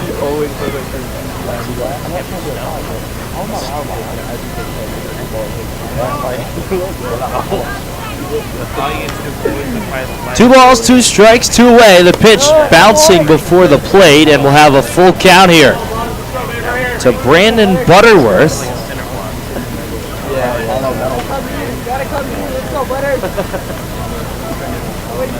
Trying to keep this inning alive here for the Vermont Mountaineers. The payoff pitch This is hit in, and that'll be potentially extra bases. That's going to get down to the wall.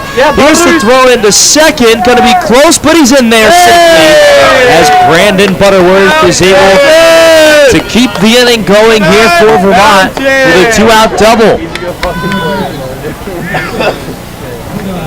Great piece of hitting into the right center field gap.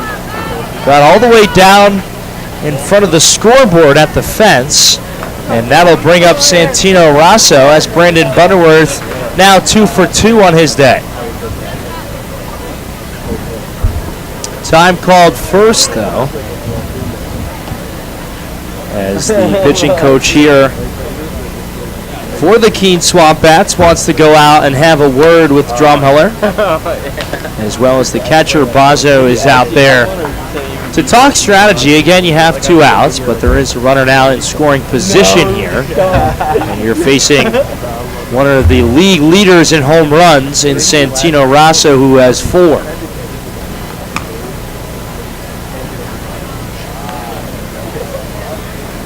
Meeting will come to a conclusion here, and the catcher Bazo will trot back to his respective spot behind the dish. Drumheller ready to go.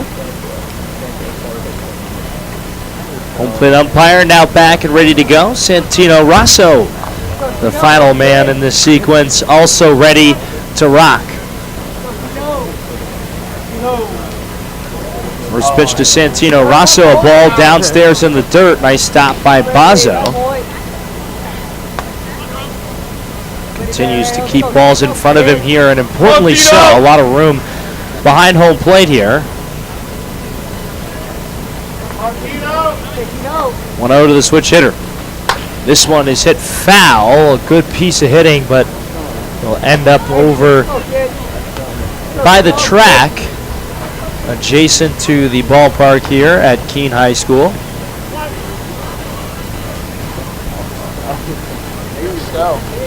One pitch.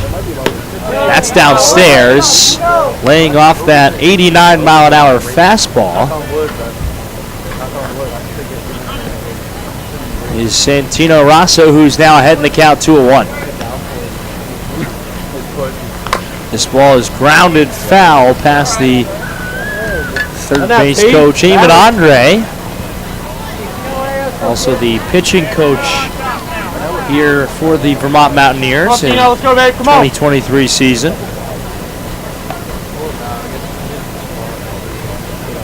Two pitch. Check swing. Did he go? No, he didn't. Held his swing, says the first base umpire, and Santino Rosso forces a full count here. A great job by the Hofstra guy to hold up. The pitch, this is popped up and out of play. Come on, Tino, let's go, man. Keep fighting for us. Let's go. Able to stay alive here is Santino Rosso, the soundboard representative, having some fun over there. A payoff pitch. Inside, he walked him.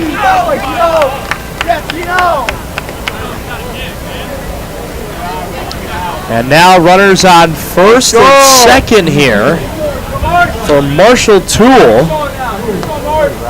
And Vermont with 2 outs has been able to work a little bit of magic here.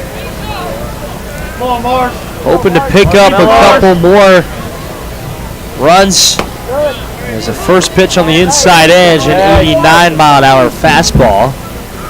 Toole takes that first pitch, 0 for 2 today, 264 on his season, 10 RBIs. Also leads the team in stolen bases. As this ball is hit in the right field, that's going to score at least a run. They're going to send Santino Rosso for the time being. Now going to hold him up.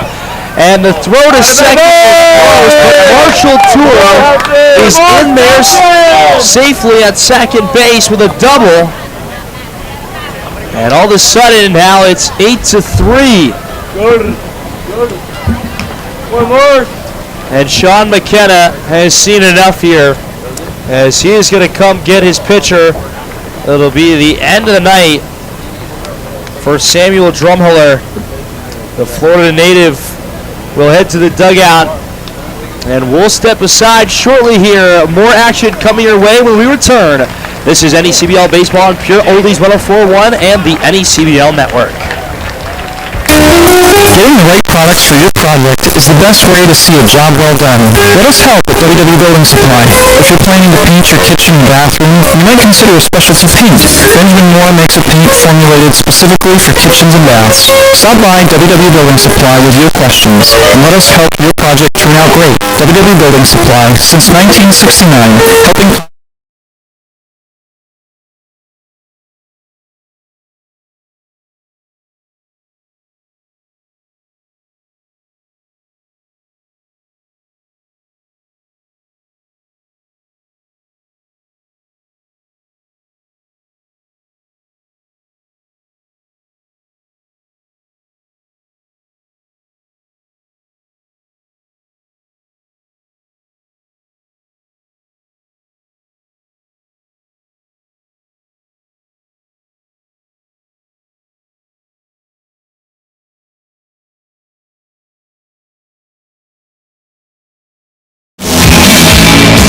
The Pure Oldies 104.1 and the NECBL Broadcast Network, as Vermont, who faced an 8-0 deficit after 2 innings here in the 5th, has put up 3 of their own. Runners now on 2nd and 3rd.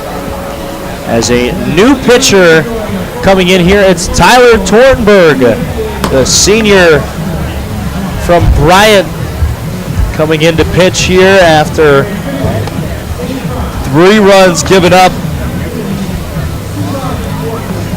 by Keene's second pitcher. It was Drumheller. Came in after just 1 inning of work of Haas there. That was expected. Peter Haas, as we talked about earlier, recovering from Tommy John surgery, so a limited outing for the man on the mound to start off this ball game. But did his job, and now Drumheller, as of right now, 3 2/3, 5 hits, 3 runs, all earned, 1 walk, 3 strikeouts, but that line not quite finished yet, as the runners on the base paths are his responsibility.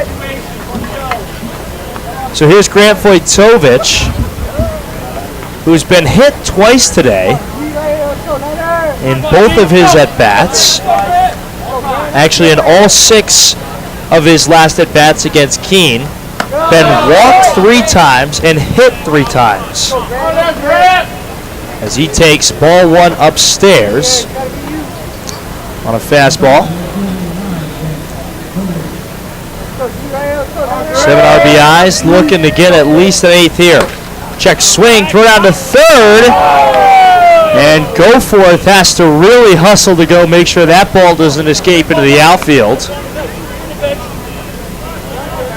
As the catcher, Bozzo, trying to make sure the runner on 3rd and Santino Rosso was being held accountable.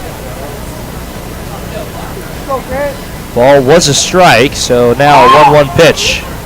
Upstairs, 2-1.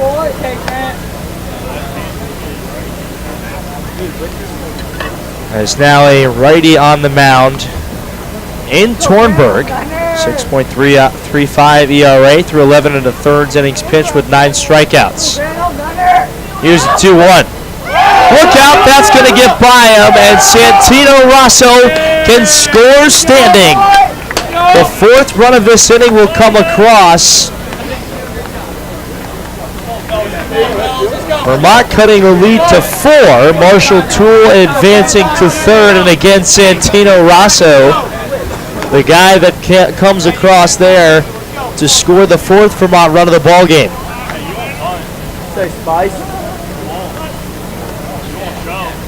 Vojtovich in a 3-1 count. Does have 2 open bases, as that one is right down I-89 for a strike.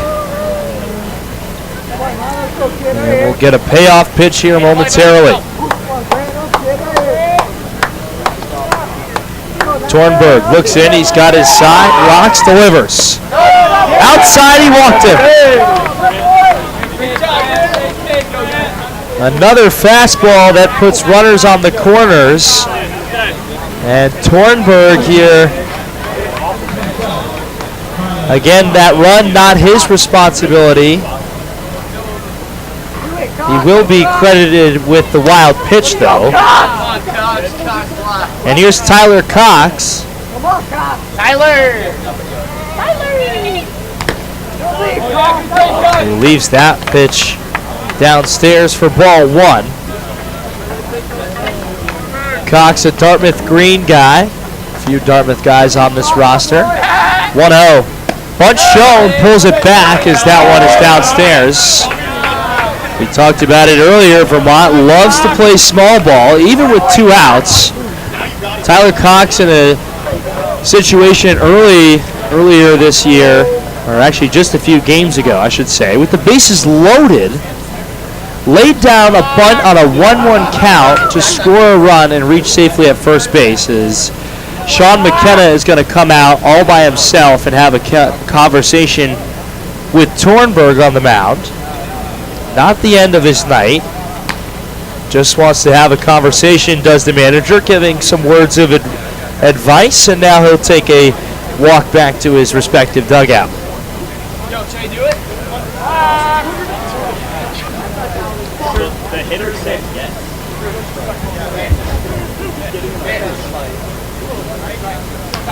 So now a 2-0 count as Tornberg back there. Cox steps back in. Runners lead off the corners. 2 away, the pitch. Upstairs, the count goes to 3-0.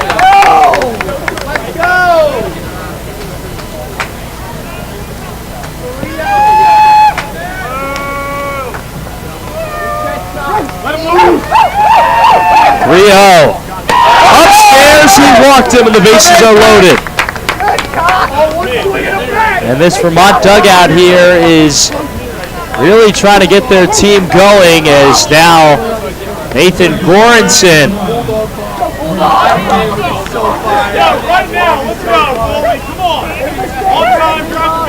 will come up.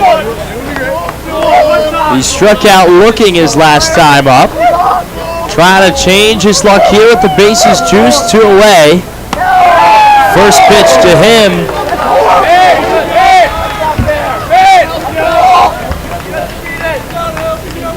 Vermont dugout didn't like it. Home plate umpire says that's a strike. 0-1.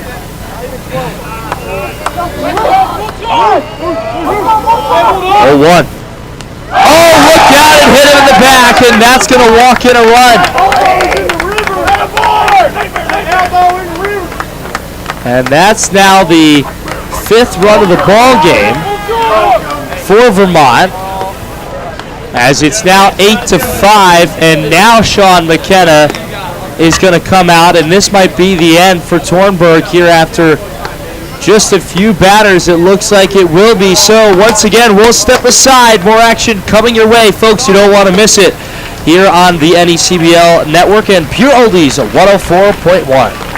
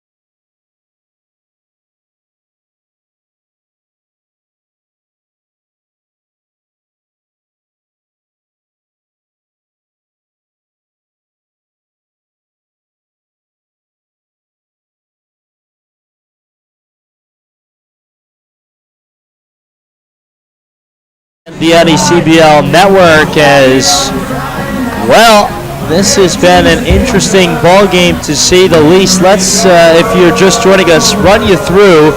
Neither team had any luck in the first inning, but Keene busted this game open with 8 runs, as Spencer Dessart will come out here from Middlebury College to take over on the hill.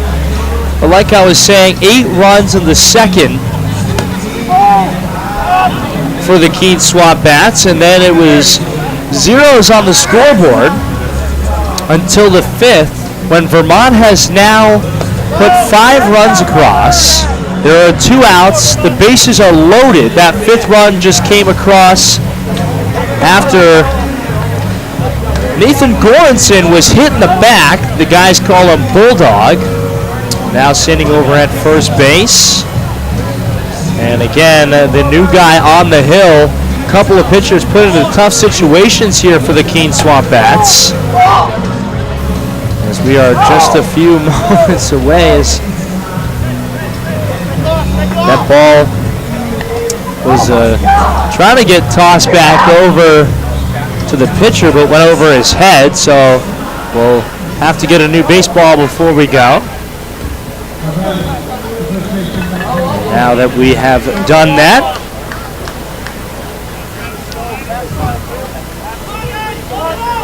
a new pitcher coming in to face Nate Stokeham.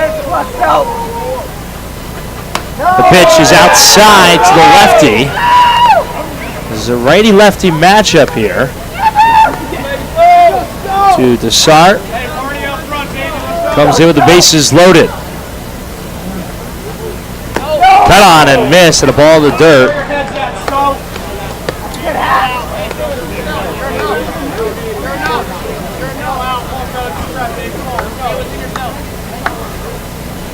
Long look in as now he's got his side, rocks, and delivers. Pitch gets a part of the inside corner, and now on a 1-2 count, Stokeham's going to have to fight anything close there. Here's the 1-2. This one chopped over towards the shortstop, throw to second, and they get him there to end the inning, but not before the Vermont Mountaineers put up 5 runs, and this is all of a sudden just a little bit better of a ball game here. Don't go anywhere, more action coming your way. This is NECBL Baseball on Pure Oldies 104.1 and the NECBL Broadcast Network. Keene SwampBats Baseball on the NECBL Network is brought to you by Duncan, Timken, Ted's Shoe and Sport, C&S Wholesale Grocers, Raider Dental, Corning, Service Credit Union, the Keene Sentinel, the Greater Keene and Peterborough Chamber, connecting business and community, U.S. Cellular, Coca-Cola, Monadnock Broadcasting Group, Savings Bank of Walpole, the savings bank of you. Monadnock Ford, Fidium Fiber Internet, Llanos Technology, Fenton Family Dealerships, Hertskirt, American House, Fairfield, making memories since 1904, Fraser & Son Furniture. As the Vermont Mountaineers storm back with 5 runs here into the 5th inning, and another new pitcher on the mound here for the Vermont Mountaineers, as this game now only a 3-run game, 8-5 in favor of the Keene SwampBats. But now it'll be Max Chapman from Michigan State University, the lefty, making his very first appearance here in a Vermont Mountaineers uniform. The Green Valley, Missouri native, 5'11", 190. Junior hoping to help out Vermont here, as Vermont offense has suddenly come alive, and now it'll be up to the pitching staff to try and keep it close here. And it's the Michigan State Spartan guy will see what he can do in his first outing in the Vermont uniform. And welcome back here, Jonah White, who went down for the costume contest. Jonah, maybe not the results you were looking for. I don't know. I think it was some questionable officiating in that one. Somebody get the official rule book. I think my guy got scammed. I would like to see a replay of that. You have my vote, I'll tell you that. The costume was phenomenal. So don't take it too hard, as we will see what the Keene SwampBats can do, trying to redeem their broadcaster here. The Vermont Mountaineers dugout maybe giving Jonah White some smack as Devin Taylor coming up here for the first batter of the fifth. Yeah, you know what? I'm going to be a good sport. Congratulations to my man Chris. Well deserved. First pitch is upstairs and a bit inside from Chapman to Taylor. Got some work to do here. Noah, making up my scorebook. I was gone for a while. As that one gets the outside edge for a strike.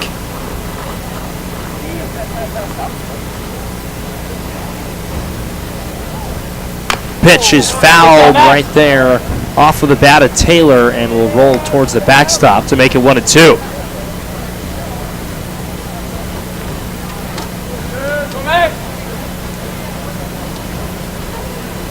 1-2 pitch from Chapman. This is laced over, diving, and can't get there is Butterworth, and the single will start off the fifth inning. Good piece of hitting there, just able to get enough of that baseball to sneak it past the glove of a very, very impressive defensive infielder.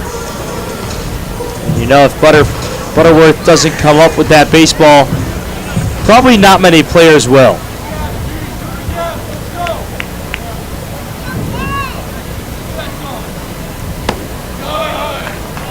That one missing just barely there is,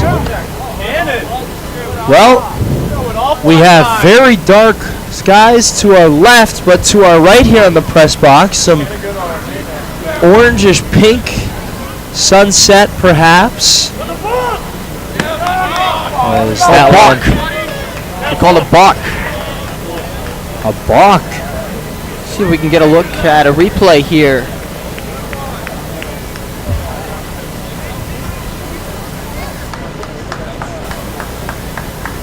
So the pitch will not be counted there as a strike, and it'll be a 1-0 count now from Chapman. Runner gets to take second, bunch shown, and fouled away. Yeah, I'm not sure what he did, Noah, but they called a balk there, and Taylor up to second base. Yeah, I'm not sure either. Looks pretty similar to all of his other approaches, but home plate umpire must have seen something that I didn't. That's why he's down there and I'm up here.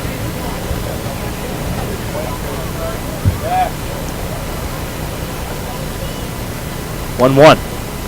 Cut on and missed. Good piece there. There's now Rice falling behind 1 and 2. Rice, a guy that Chapman would love to get, as Rice is 2 for 2 on his day so far.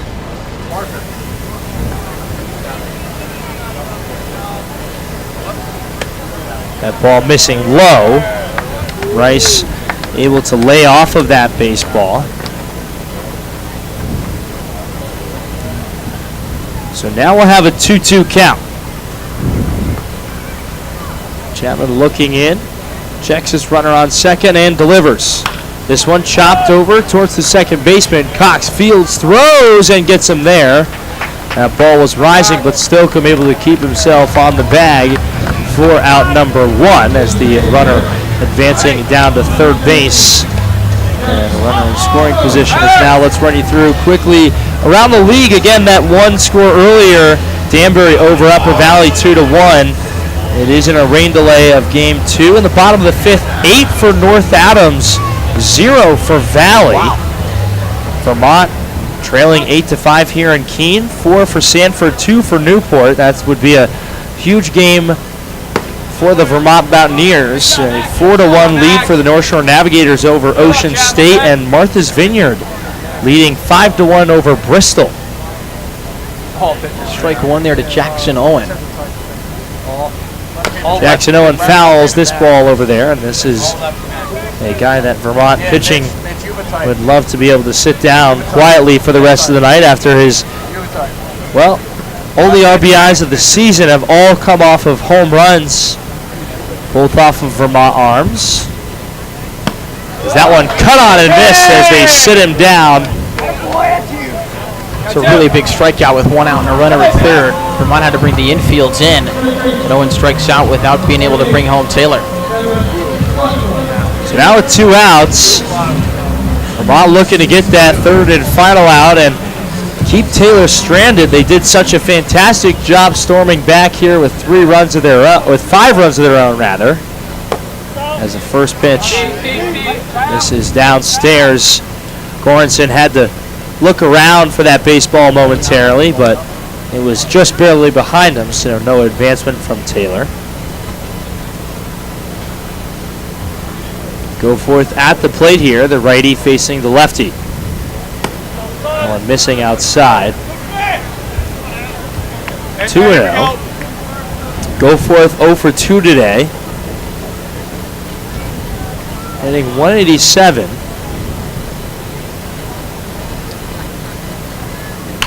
Fouls it away up and over the grandstand, and it's 2-1.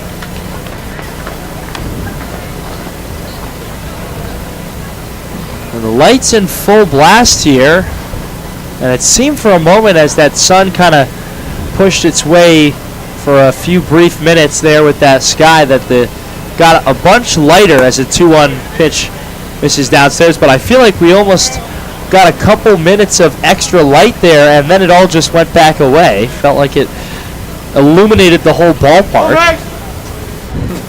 Certainly floodlights do their job here, though, at Alumni Field. 3-1. Right there for strike 2 from Chapman. Had to find the zone, and he did. Says the home plate umpire on a called strike. Yeah, Goforth wasn't sure if that pitch was high. Good frame there by Goranson, and now a payoff coming. Downstairs he walked him. Does have first base open, so not the worst situation there for Chapman, but obviously would have liked to have gotten out of it there with a strikeout, but now you have another opportunity potentially without doing any damage. And I'm going to knock on wood after I say that, because Lord knows I have done way too many broadcasters jinx as that first pitch is fouled away. Attaboy, way to get some head, attaboy. In the zone. As Bazo, the catcher here, 1 for 2 on his day. Very excited after his last RBIs. This one is ripped down the left field line. Fair ball. That's going to score 1 run. The second run is being waved home. Hugging there, and that ball will score. The throw is well off the line. And 2 runs come around to score to make it 10-5. That is huge for the SwampBats. Huge for Greg Bazo, who's got a 2-hit, 3 RBI day with a double and a single. And the SwampBats get 2 of those 5 runs back here in the bottom of the 5th. Great piece of hitting by Bazo. Got a fastball high, probably just above the strike zone, and just pulled it down the left field line. Goforth hustling all the way around to score from first. This one is popped up, foul, first base side. Stokeham racing over, dives and makes the play. As Stokeham will end the inning, but Chapman giving up that double there and allowing 2 runs to score. And now it's 10-5 here when we return. This is NECBL Baseball on Pure Oldies 104.1 and the NECBL Broadcast Network. At M&T Bank, we believe in the power of together.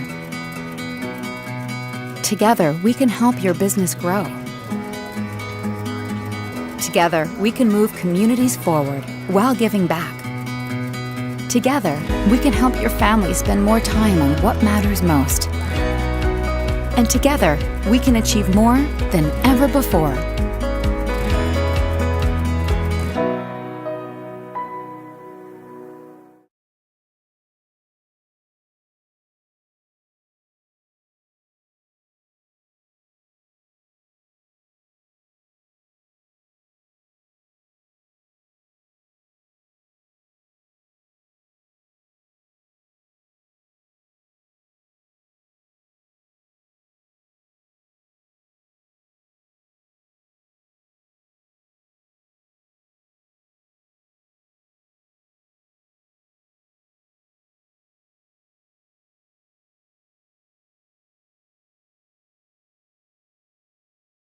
He's 104-1, Noel McLean, Jonah White rocking with you here as a 10-5 ball game now after Keene able to tack on 2 more runs to their already explosive offensive night. And Vermont now will have to continue to try and fight from behind here. You know what this game is, Noah? This game is a barn burner. Some would say. Well, it'll be T.J. Williams, the top of the lineup here for Vermont. So if nothing else, that's a guy you like to see. He had a home run, a 2-run blast earlier in this one. 338 feet, 95 miles an hour off the bat.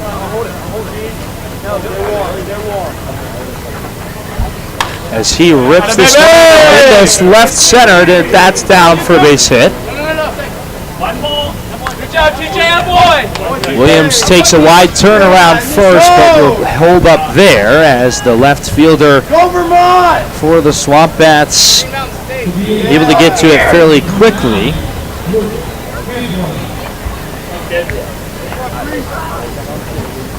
So now here is Luke Cantwell,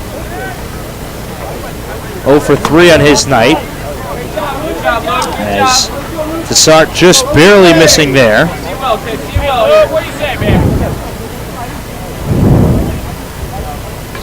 Here's the 1-0.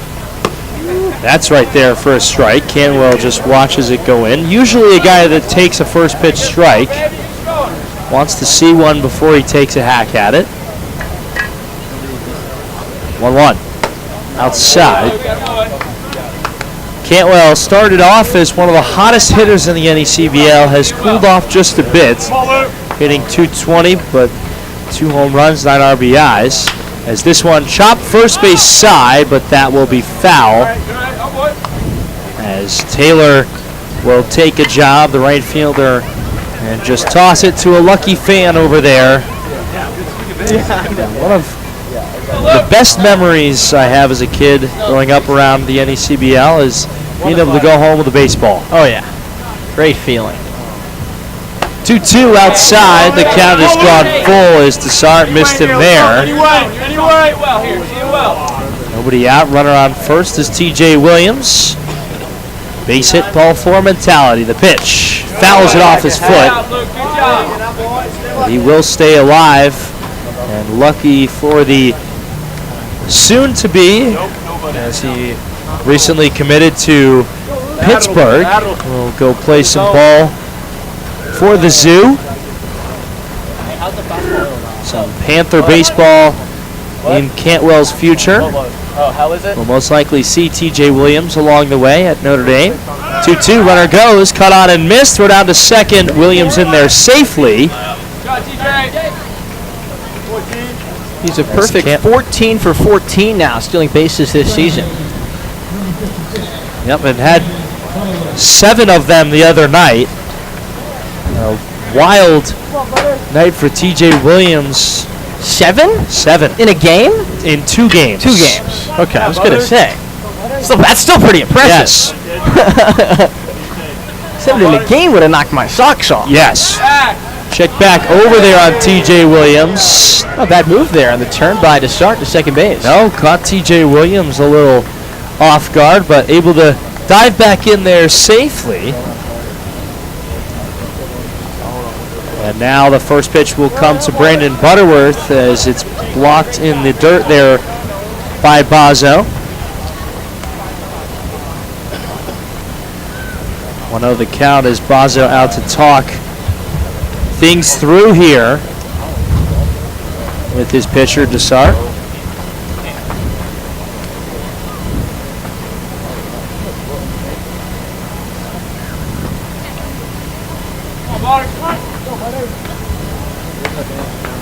Short meeting. Dessart looks at second. Now delivers home. Butterworth leaves it downstairs. That one by the feet. And the count going to 2-0 here.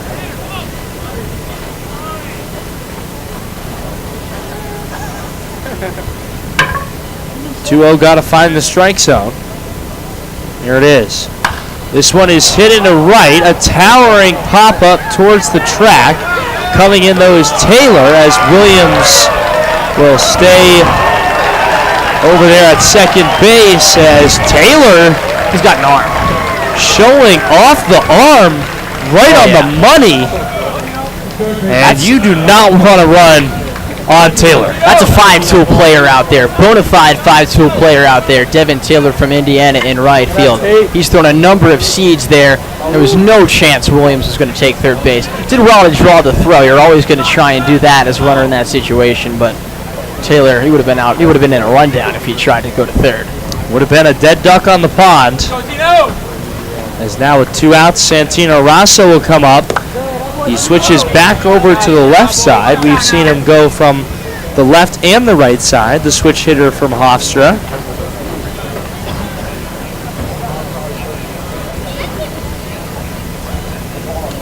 Long look in here. And another check over to TJ Williams. Same result. Cordova trying to play some hidden ball tricks over there at shortstop. Williams not having any of it. 1-0, this is chopped right back where it came from. Cordova scoops, fires onto first, came off the bag but got him via the tag. And that will end the inning.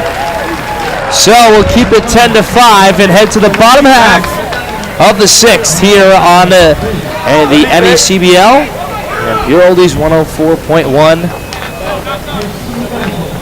At Keene State College, life is an adventure. You'll forge your path forward. As an owl, you'll take on challenges in the classroom, field, court, or track. Every worthwhile adventure has its share of blood, sweat, and tears. It takes hard work and dedication. No owl flies alone on their journey at Keene State. Teammates, coaches, professors, alumni, and fellow owls are with you along the way. They lift you up as you continue forward. When you're part of Owl Nation, you become the person you truly want to be.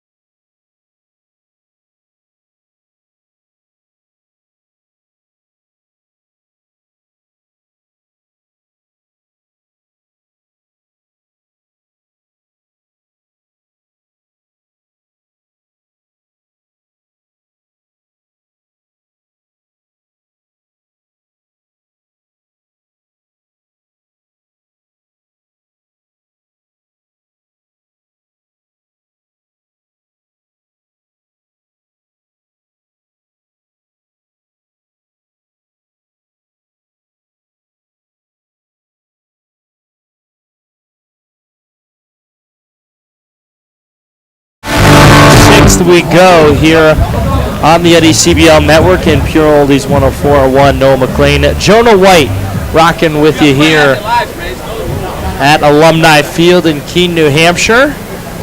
As a first pitch there from Chapman misses there to Cordova, who's 1 for 2 today. That one gets the inside corner. And a couple of players on this Keene SwampBats team rocking the rec specs. We saw the pitcher out there, and now the batter wearing the goggled glasses. This one chopped over towards the shortstop. Cox Fields throws on to first, gets him there. For 1 up, 1 down. Nice soft hands there by Tyler Cox. Goggled glasses. I was going to say rec specs. I was going to ask you to translate that one for me. I call them rec specs from my basketball days when you would play like rec league or anything like that. I played rec league basketball. Yep. As a pinch hitter here, Blake Delamelier. Delamelier coming in a pinch hitter situation. Yeah, Blake was hitting the helmet on his first plate appearance yesterday against the Ocean State Waves. Had to come out of the game. Not in the lineup today, but fortunately he is all right in pinch hitting here for Livermore. First pitch to him is a little bit outside as Vermont's George Rosales was catching earlier in the game this season, got a bat off the head as this one is roped foul down the third baseline. Was hit in the head by a bat on the backswing, and his very next time he comes up to bat after shaking it off, gets domed in the head by a fastball at 90 miles an hour. Oof.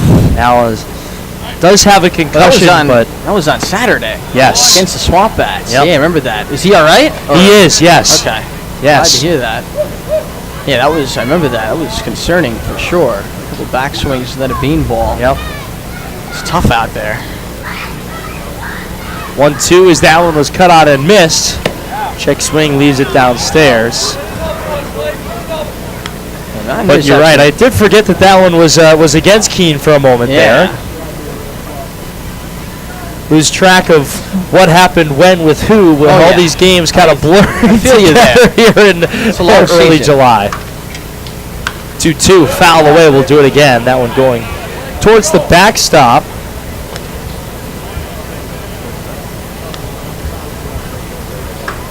That's not what you might call it. The Lemelier here hitting 180. Does have 4 home runs though. That pitch just missing upstairs. And also recording 6 RBIs in the process. Does have 72 at-bats on the season, so a very regular guy in this Keene lineup. Absolutely. Team leader in at-bats, Lemelier. 3-2. Cut on and miss. Strikes him out. And the Michigan State guy earns his first strikeout. So as we didn't run through you this, but Gitlin's night came to a close. His line officially 2 2/3, 2 hits, 2 runs. Neither of those runs were earned. No walks, 1 strikeout. I think Gitlin should be just charged with 1 run. There was a lot going on there in that second inning. Smith takes a strike, 0-1. 0-1 now to Smith here. Hitting 192, a homer, an RBI. As this one is fouled over the screen here.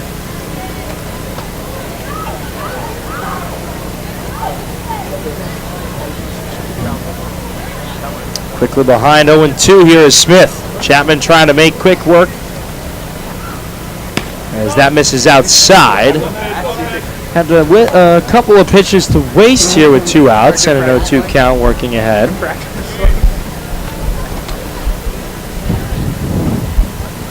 And now Chapman will rock and deliver. This one chopped third base side, slow rollers. Grosso Fields throws the first and gets him there for a 1-2-3 inning for Chapman. And that will bring Vermont offense back up here when we head to the 7th, when Jonah White will take you the rest of the way through for play-by-play, the voice of the Keene SwampBats coming up here. This is NECBL Baseball.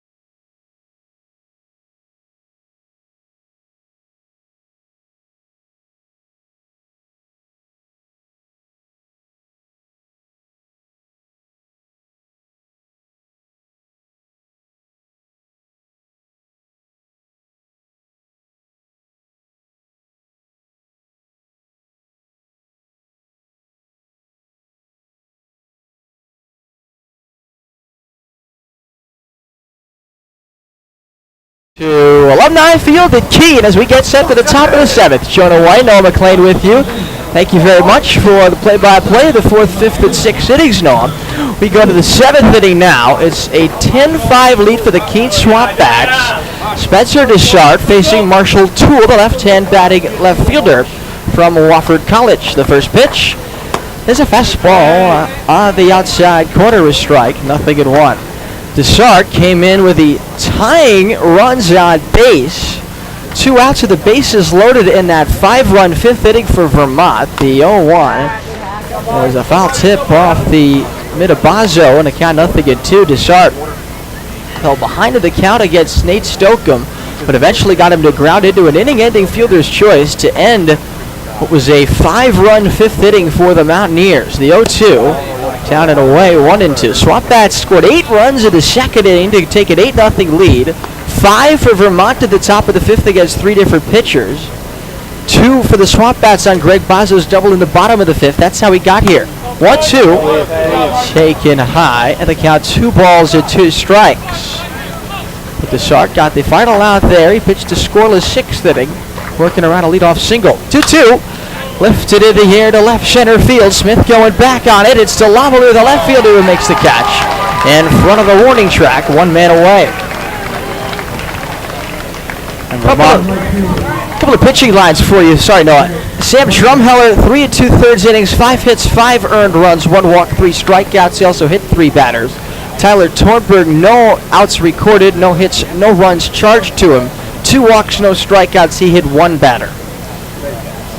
That gets you up to date on the pitching lines for both teams, as this one is fouled off the mask of Bazo from Vojtovic. The count 0-1. Vojtovic has continued his streak of getting on base without recording an at-bat against the SwampBats. It's now 7 times in a row since Game 2 on Saturday. The 0-1 in the dirt, 1 ball and 1 strike. Vojtovic, a guy with a .229 batting average, a .449 OBP. He walks a ton. He's only added to that here. 2 hit by pitches and a walk today. 7 in a row against the SwampBats. He's reached on a walk or a hit by pitch. The 1-1 high, and it's 2-1.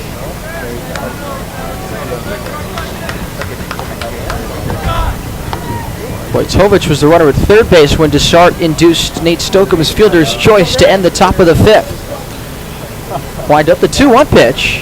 Caught on and missed it. It's 2 balls, 2 strikes on Vojtovic, rather. Deshart working for the middle of the rubber out of the windup. He turns and deals 2-2. Down and away, 3 balls, 2 strikes. 5 runs, 6 hits, 3 errors, 6 men left on base through the first 6 innings for the Vermont Mountaineers. 10 runs, 8 hits, no errors, and just 1 man left on base for the SwampBats. They've been efficient with their base runners. Swing and a miss, strike 3 and a high fastball. And down goes Vojtovic for out number 2 here at the top of the 7th. Yeah, Vojtovic knew that was not a pitch he should have swung at. That was up in the zone and frustrated with himself. Normally a very disciplined hitter, and chased that pitch for strike 3. Yeah, he could have had his 8th successful plate appearance in a row against the SwampBats without an at-bat if he had held up on that pitch. Strike called to Tyler Cox, the count 0-1. Cox is singled, hit into a double play, and walked. Crazy game tonight at Alumni Field for Mardi Gras night. The 0-1 upstairs, and it's 1 ball and 1 strike.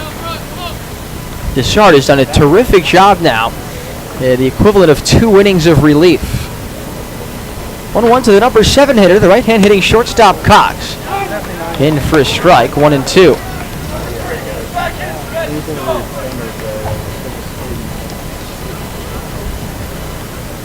One-two. He got a piece of it, fouling it off his leg, and he goes down in a bit of pain. Cox will help himself up with his hands and limp around between home plate and the Mountaineers dugout. Yeah, and this is a guy that is very, very thick-skinned, so to say. A lot of times you'll see him wear baseballs and just chuck that bat and go on down to first base, or foul it off himself and just go right back to the action. But really slow to walk back to that box. Is headed back towards the box.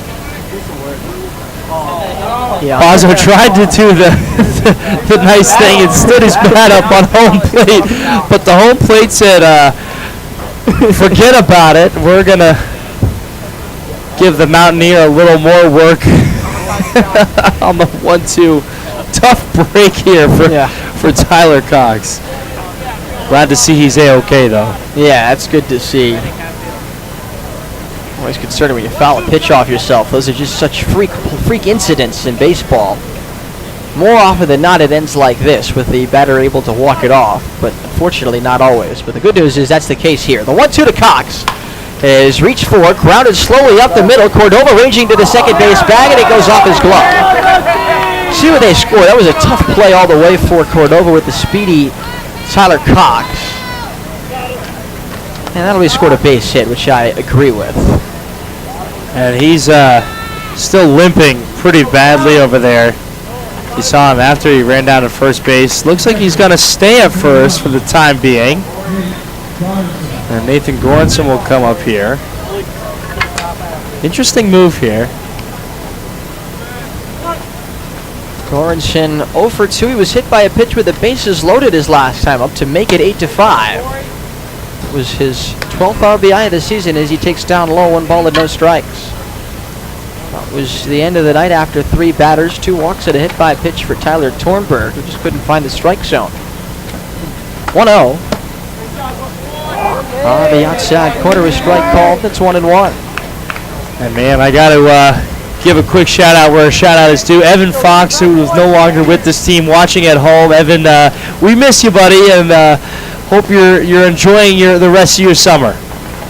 1-1 outside. It's 2 balls, 1 strike. Nathan Goranson from William and Mary. Always love when the guys tune in back home. Stay up to date with the team. 2-1. Outside. It's 3 balls and a strike on Goranson. 10-5 SwampBats. Top of the 7th inning. Runner at first and 2 outs. 3-1 the count on Nathan Goranson. To start for the belt, the righty deals in for a strike call. It's 3-2, a full count. That'll be a head start at first base now for Tyler Cox.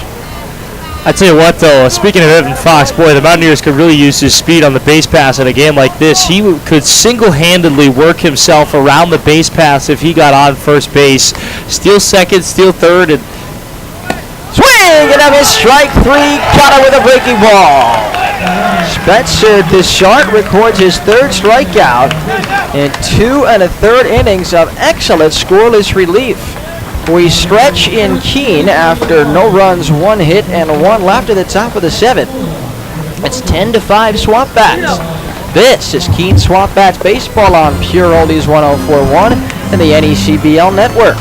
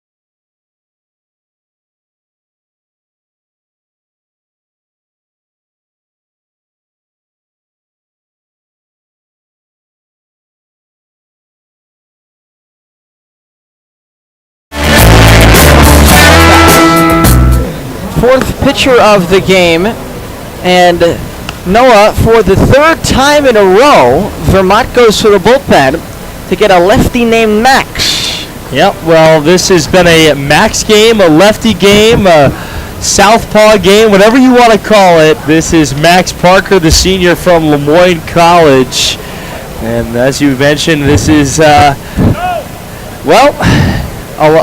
game where Vermont's bullpen has just been waiting here to see every single lefty that this team has to offer, it would seem, as this is the 4th time this season that Parker will get the work going here. He has seen Keene back on July 1st in that 12-1 win. He went 1 inning and recorded 2 strikeouts and 1 walk. Only faced 4 batters, also faced Bristol and Sanford. Season ERA of 3.85 through those 3 games. 2 1/3 innings pitched, 3 strikeouts, 3 walks, 1 hit. Max Chapman pitched 2 innings, gave up a hit and 2 earned runs, 1 walk and 2 strikeouts. Devin Taylor hits a ground ball here to second base. Coming up with it is Butterworth. He throws a short distance to first for 1 out. Boy, Mac. Should say Chapman 2 innings and 2 hits, 2 runs, 1 walk and 2 strikeouts. Then Adams started the game. Max Gitlin pitched next, then Max Chapman, and now Max Parker. All lefties for the Mountaineers.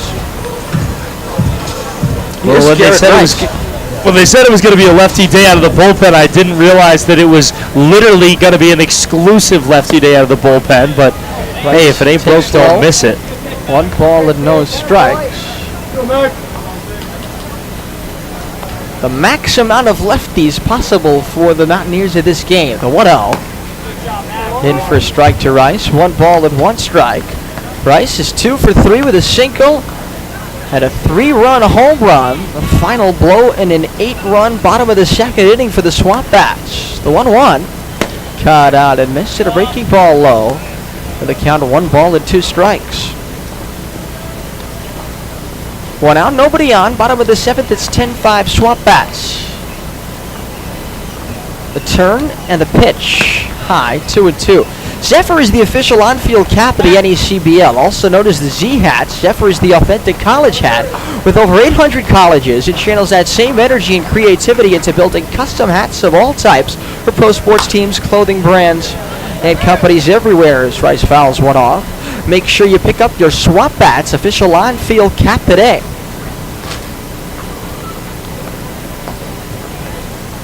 You tried to persuade me earlier. I did. For Mardi Gras, we've already got the green with the Mountaineer green. You could have done the purple. A 2-2 pitch is high at the count 3-2. Could have got you some beads. Only problem is there would have been nobody to broadcast the 5th inning.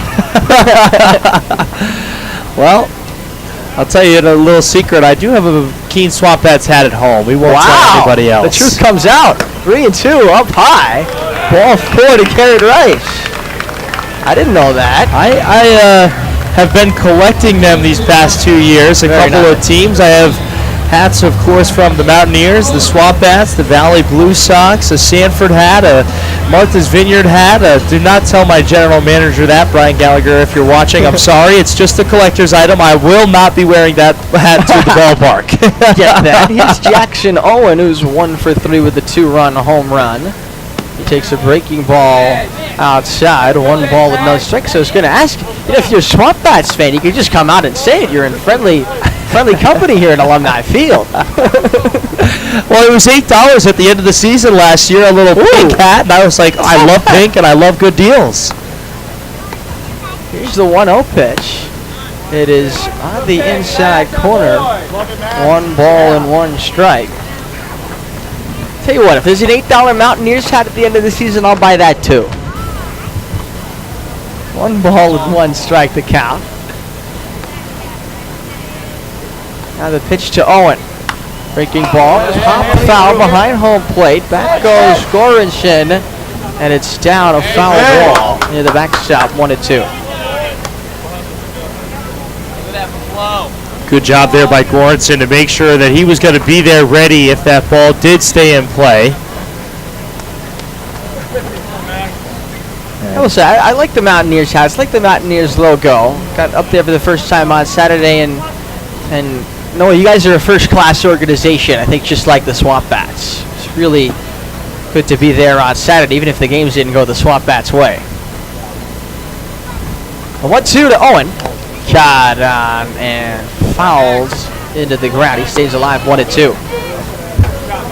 Just barely got a pitch of that, or a piece of that, my apologies, and Goranson couldn't quite get his glove there in time. Rice will want to rid first with 1 out. 10-5 SwampBats to the 7th. The pitch. Check swing and a pitch high. Did he go? No, he did not, says Alan Libardoni. The count 2 balls and 2 strikes.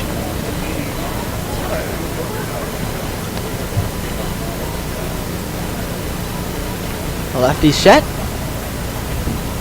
The 2-2 pitch. Breaking ball, looped in the air. Second baseman Butterworth coming in to make the catch. 2 men away. Nice job there by Brandon Butterworth. That's textbook. He goes back, makes sure he has time to come in on that baseball. And now 2 outs. Chapman, a couple of times, Parker here now. My apologies to those listening at home. Getting confused as it's your maxes. True max game.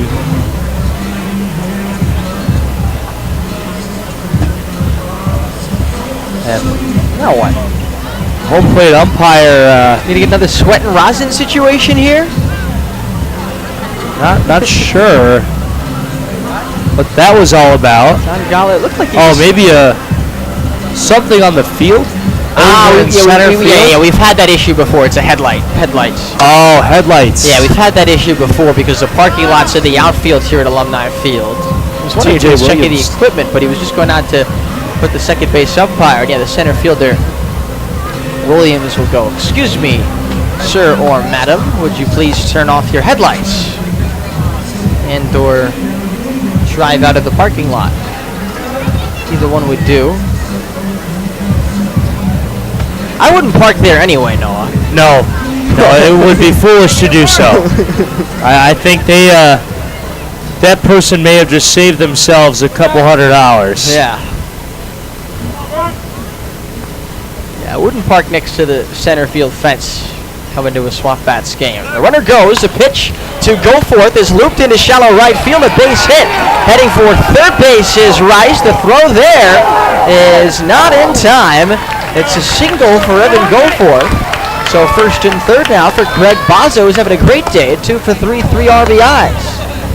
Yeah, he really is. He's been just finding baseballs to hit and waiting. He's been patient, but he's also been aggressive when he needs to. And right there, doesn't get a ton on it, but just enough to lift it out of range there for Vojtovic and Wright. And bringing runners to the corners now. That's probably an out if Rice isn't stealing second base there. On a little looper over second base as Bozzo grounds one on a hop to shortstop. Cox flips to Butterworth at second, covering the bag to force out Goforth and retire the side on the 6-4 fielder's choice. No runs, 1 hit, 2 men left on base. We go to the 8th inning. 10-5 SwampBats. This is Keene SwampBats baseball on Pure Oldies 104.1 and the NECBL network.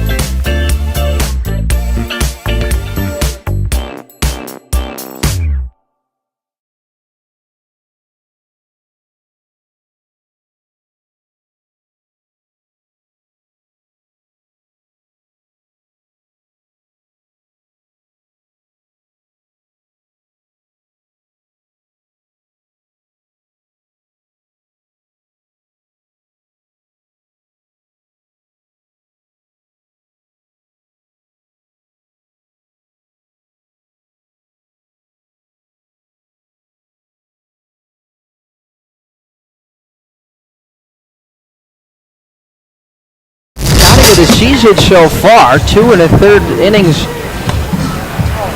of scoreless baseball,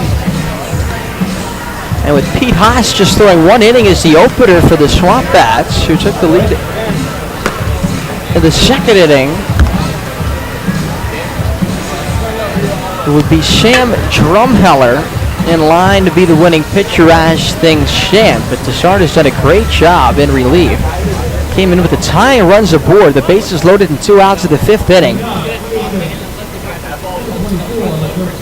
Got the biggest out of the game in that situation before pitching a scoreless 6th and a scoreless 7th.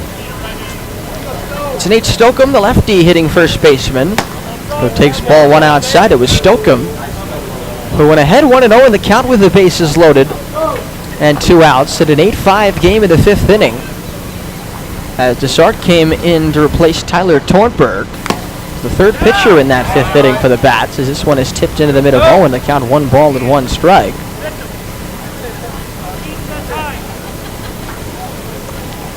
And on a 1-0 pitch, Stokeham swung at a pitch that was in the dirt.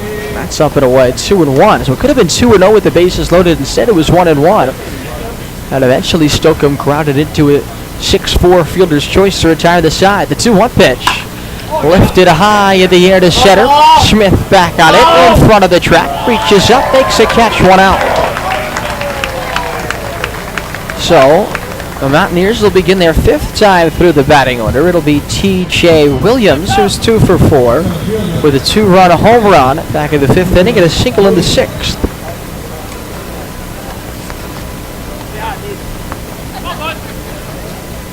10-5 SwampBats, top of the 8th inning.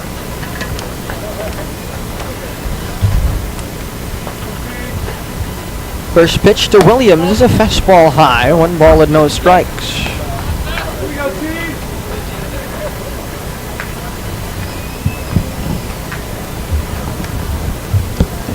The 1-0, foul back to the screen, and it's a ball and a strike. Hey fans, we need you and want to hear from you. Visit survey.necbl.com to complete a brief survey and have a chance to win a $500 Visa gift card or an NECBL hat. Foul ball at the plate here from Williams, 1-2. The survey is live now, so don't wait to have your voice heard and enter for your chance to win. Visit survey.necbl.com. 1-2. Reach for, grounded toward first base. Rice fields it, throws to Dessart on the shovel, covering the bag for the 2nd out. Little shovel pass there for Rice to Dessart for the 3-1 putout. That'll bring up Luke Cantwell, who's 0 for 4. The choice of Major League All-Stars is now the official batting gloves of the New England League. Bruce Bolt batting gloves are handmade by skilled craftsmen using 100% real Cabretta leather. The stitching, materials, and unique design make these the best fitting, most durable batting gloves in baseball. For more information, visit brucebolt.us. That's brucebolt.us. Pitch hitter for Cantwell, it's going to be Aaron Whitley. Whitley from the University of Rochester, D3 guy, takes a strike. 0-1. Whitley's been on a tear for the Mountaineers this season. Pitch hitting for the DH Cantwell. Aaron Whitley batting .345 and 29 at bats with 4 RBIs. The 0-2 pitch taken a little bit outside, and the count 1 ball and 2 strikes. I think maybe he thought that he had a 3rd strike, was halfway to the dugout there. Well, 1-2. Taken. Strike 3 call. Caught him on the outside corner. Whitley does not think so, but it's a 1-2-3 8th inning for Spencer Dessart, who records his 4th strikeout. We go to the bottom of the 8th. It's 10-5 SwampBats. This is Keene SwampBats baseball on Pure Oldies 104.1 at the NECBL Network.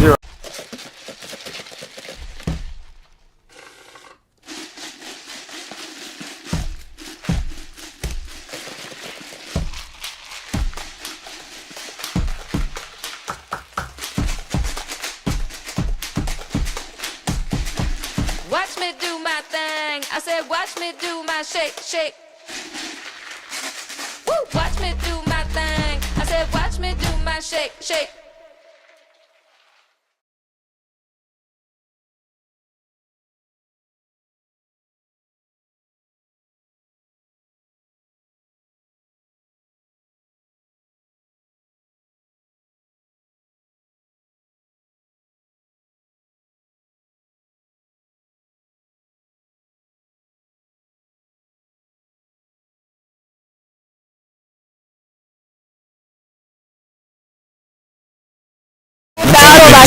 visit them at BrattleboroHearing.com. They look forward to hearing from you.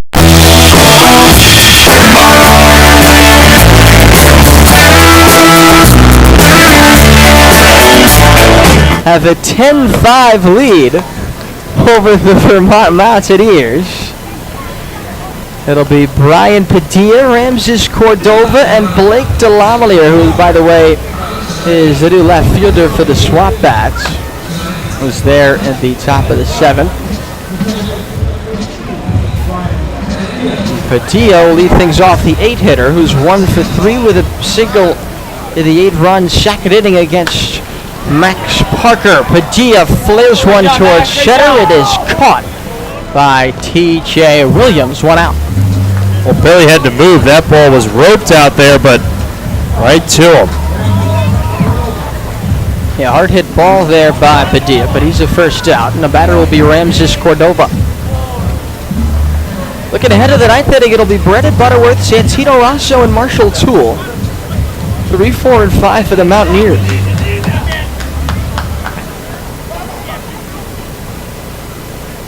Ramses 1 for 3 with a single. And he takes a breaking ball. It's hit high in the air to left field. Toole going back, makes a catch several feet in front of the warning track for out number 2.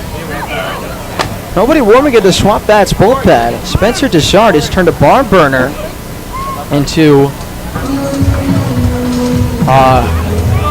currently it feels like a comfortable 10-5 lead for the SwampBats. Yeah, absolutely. Right now, things moving quickly, and you know, if you're Parker on the mound and these Vermont Mountaineers, you're just trying to get to the 9th and give your offense one last chance. Delamelier takes a strike. Whether you're an island resident or planning a summer getaway, the fastest way to get to the Cape and Islands is by taking the New England League's preferred partner, the Steamship Authority Ferry. Visit steamshipauthority.com for more information.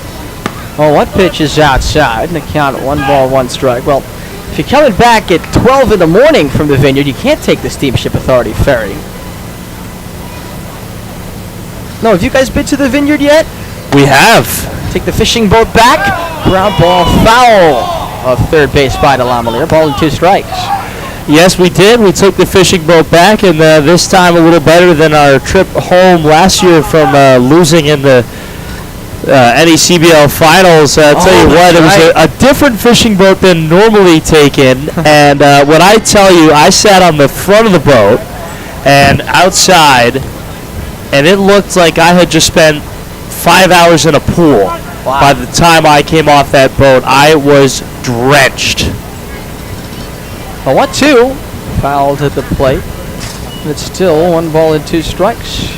The attendance for tonight's game on a Friday with rain earlier in the day, 1,050.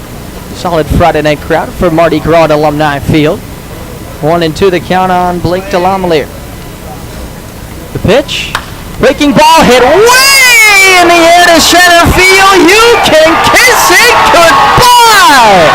Over the batter's eye in center for his 5th home run of the year. He's now 1 off the league lead. Holy cow! Long home run from Blake Delamelier. It says 344 feet. No shot. No, I think Trackman just lost that baseball as soon as it went over the hedges there. And, somebody better hope they have car insurance, and they better hope it's not Geico. No, I'm just kidding. I'm sorry. We won't go down that path again. And the pitch to Jordan Smith is down low. No balls in a strike. Yeah, there's no chance that went 344 feet.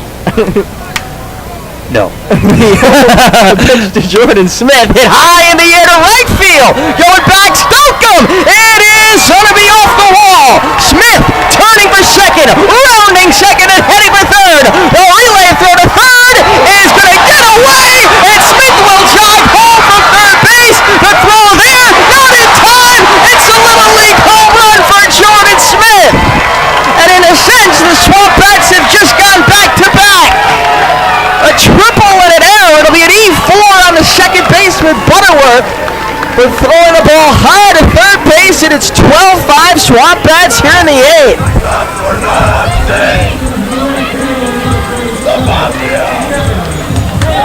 Wow. That's all I have to say. Second triple of the season for the SwampBats.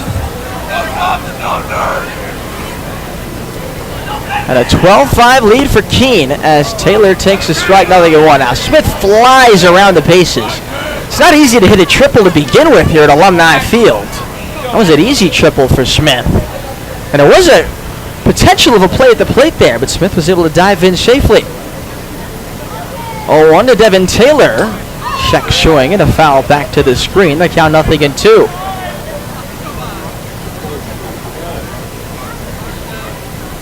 If you count Smith as a home run, it's the second time the SwampBats have got back-to-back this season. The 0-2, breaking ball, reach for, poke towards shortstop in the air, caught by Tyler Cox, shot a looper, and that retires the side. But the SwampBats get a home run and a triple and an error for back-to-back rounding of the bases. 2 runs on 2 hits. 1 error and nobody left on base. We go to the ninth. It's 12-5 SwampBats. This is Keene SwampBats baseball on Pure Oldies 104.1 and the NECBL network. Curious about the awesome talent Kelly has? Well, here are some robotics specialists. This group works in telecom on 5G. They work on autonomous vehicles. Those are education professionals. Oh, and system analysts, contact center reps, biologists. There's data scientists, substitute teachers, mechanical engineers, not to mention people who work on-site and off-site. Kelly's got top talent in specialized and emerging skill sets, ready to help your business prepare for what's next.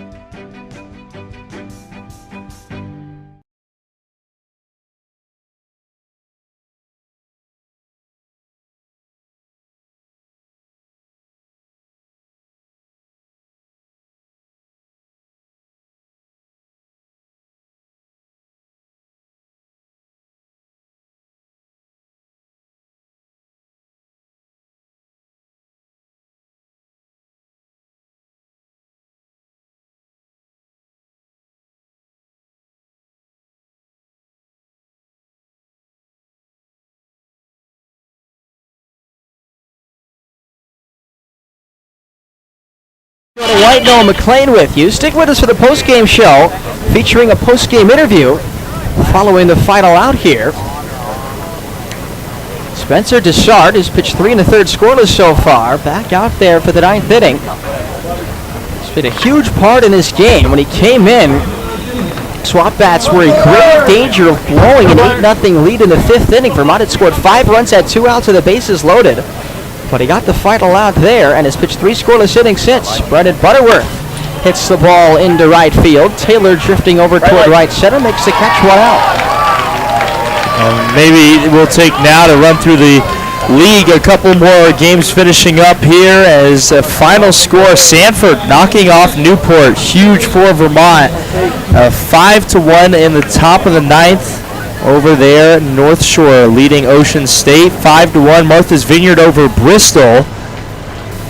1-0 in the top of the 3rd between Upper Valley and Danbury. 9-0 North Adams over Valley. Wow. Swing and a miss there by Rasso. The count 0-1. And NECBL watch party. If you're watching, sorry, boss. I know you love me, and you don't seem to like North Adams for some reason. That's 2 wrong picks tonight. That's right, and it's 0-2. We still love your humor, though. Gotta work 6, baby. The 0-2 pitch. Spiked, and it's 1 ball, 2 strikes. By the way, the homer by DeLawlier brought to you by Bruce Bolt, the official batting gloves of the New England League.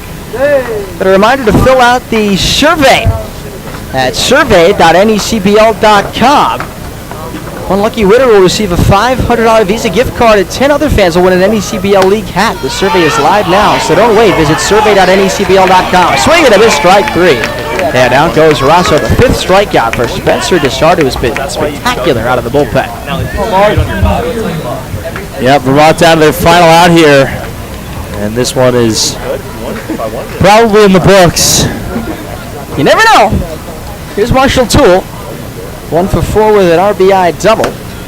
He takes a strike that he's 0-1. But it's going to be tough for Vermont here. Up by 7 in the top of the ninth. The 0-1 pitch. The ground, left side. Sliding stop by Goforth. Long throw to first. Sails toward the bleachers. It goes off the facade of the grandstand and back into play, so staying at first base is Toole. It's just an infield hit there for Marshall Toole as Goforth nearly made a great play. Yeah, and unfortunate there that Toole didn't realize that ball was well over the head because, obviously if you are going to make some sort of spectacular comeback, you need to have everything go your way. And the error was a start, but unlucky.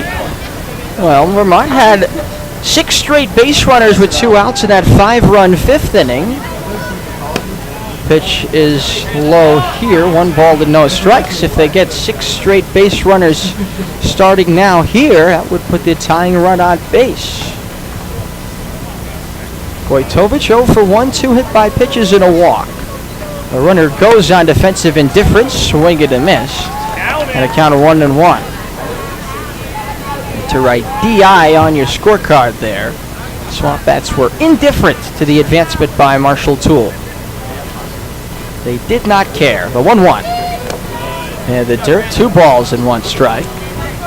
12-5 SwampBats, top of the ninth, 2 outs.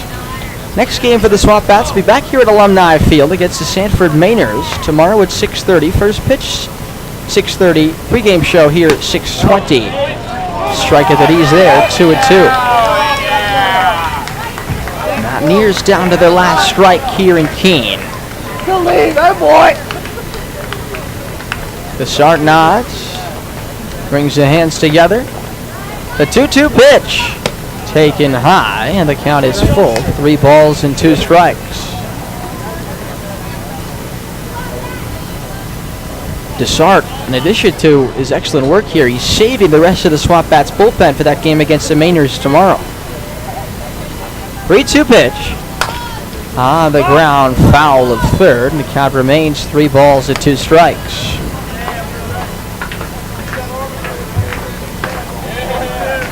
Keene looking to win back-to-back games for the first time in nearly a month on the strength of the best offensive inning of the season in the 8-run bottom of the 2nd inning. 3-2. Outside, ball 4, and Wojtovich is aboard, and the inning continues. And we'll see what Tyler Cox wants to do here. Even though in this situation, obviously you need runs quickly, but don't be surprised if he lays down a bunt down the third baseline right here. Cox is 2 for 3 with a walk. 2 on and 2 out here at the top of the 9th inning. The pitch, fouled back, and the count 0-1. SwampBats not too worried about Toole, the runner at second, and Wojtovich, the runner at first. The 0-1 pitch on the ground, slowly towards shortstop. Cordova flips to Padilla, covering the bag. Force out, side retired. SwampBats win it. 6-4 on the fielder's choice. And that is a 12-5 Keene SwampBats win, the Bats' biggest win of the season at this point.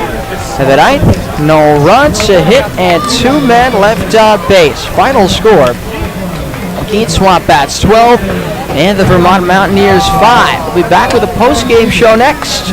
This is Keene SwampBats Baseball on Pure Oldies 104.1 and the NECBL Network.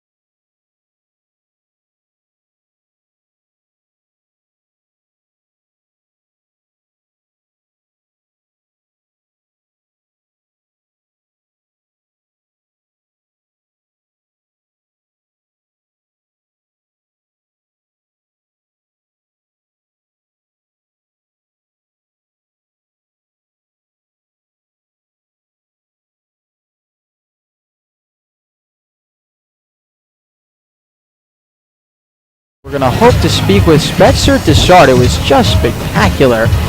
And 4 1/3 relief innings out of the bullpen. He gets a save for that as well by Rule. Finishing up the ball game. Actually, when he came in, it was a safe situation with the tying runs on base. So Dessart gets the save. Drumheller should get the win. And now we get to speak with Spencer Dessart.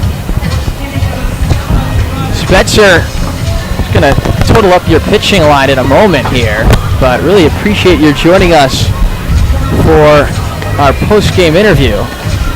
Let's see if I could do this real quick. 4 1/3 innings. Gave up 3 hits and no runs. Just 1 walk and 5 strikeouts for the save. Just a great outing out of you. Tell me, let's start at the beginning of your outing, the most stressful moment. You come in the top of the 5th inning with the bases loaded at 2 outs. The tying runs are aboard. Tell me, what was your mindset heading into that at bat with the tying runs on base of the 5th? Well, I knew this team had seen me before. They know I like to throw a lot of fastballs. So I came in, first batter, threw 5 straight sliders, knew he wasn't expecting it. So I think that was effective, and I had it working. I was doing it a lot. So that's what got me successful in that inning. Tell me about how you were able to follow that up. What was your mindset going into the next inning? Were you thinking about finishing the game, or were you just thinking about 1 inning at a time? I was really thinking about 1 batter at a time, honestly, because I came out next inning, first batter, gave up a single on a first pitch fastball. So I knew from there I had to get the soft stuff working early and the hard stuff working late.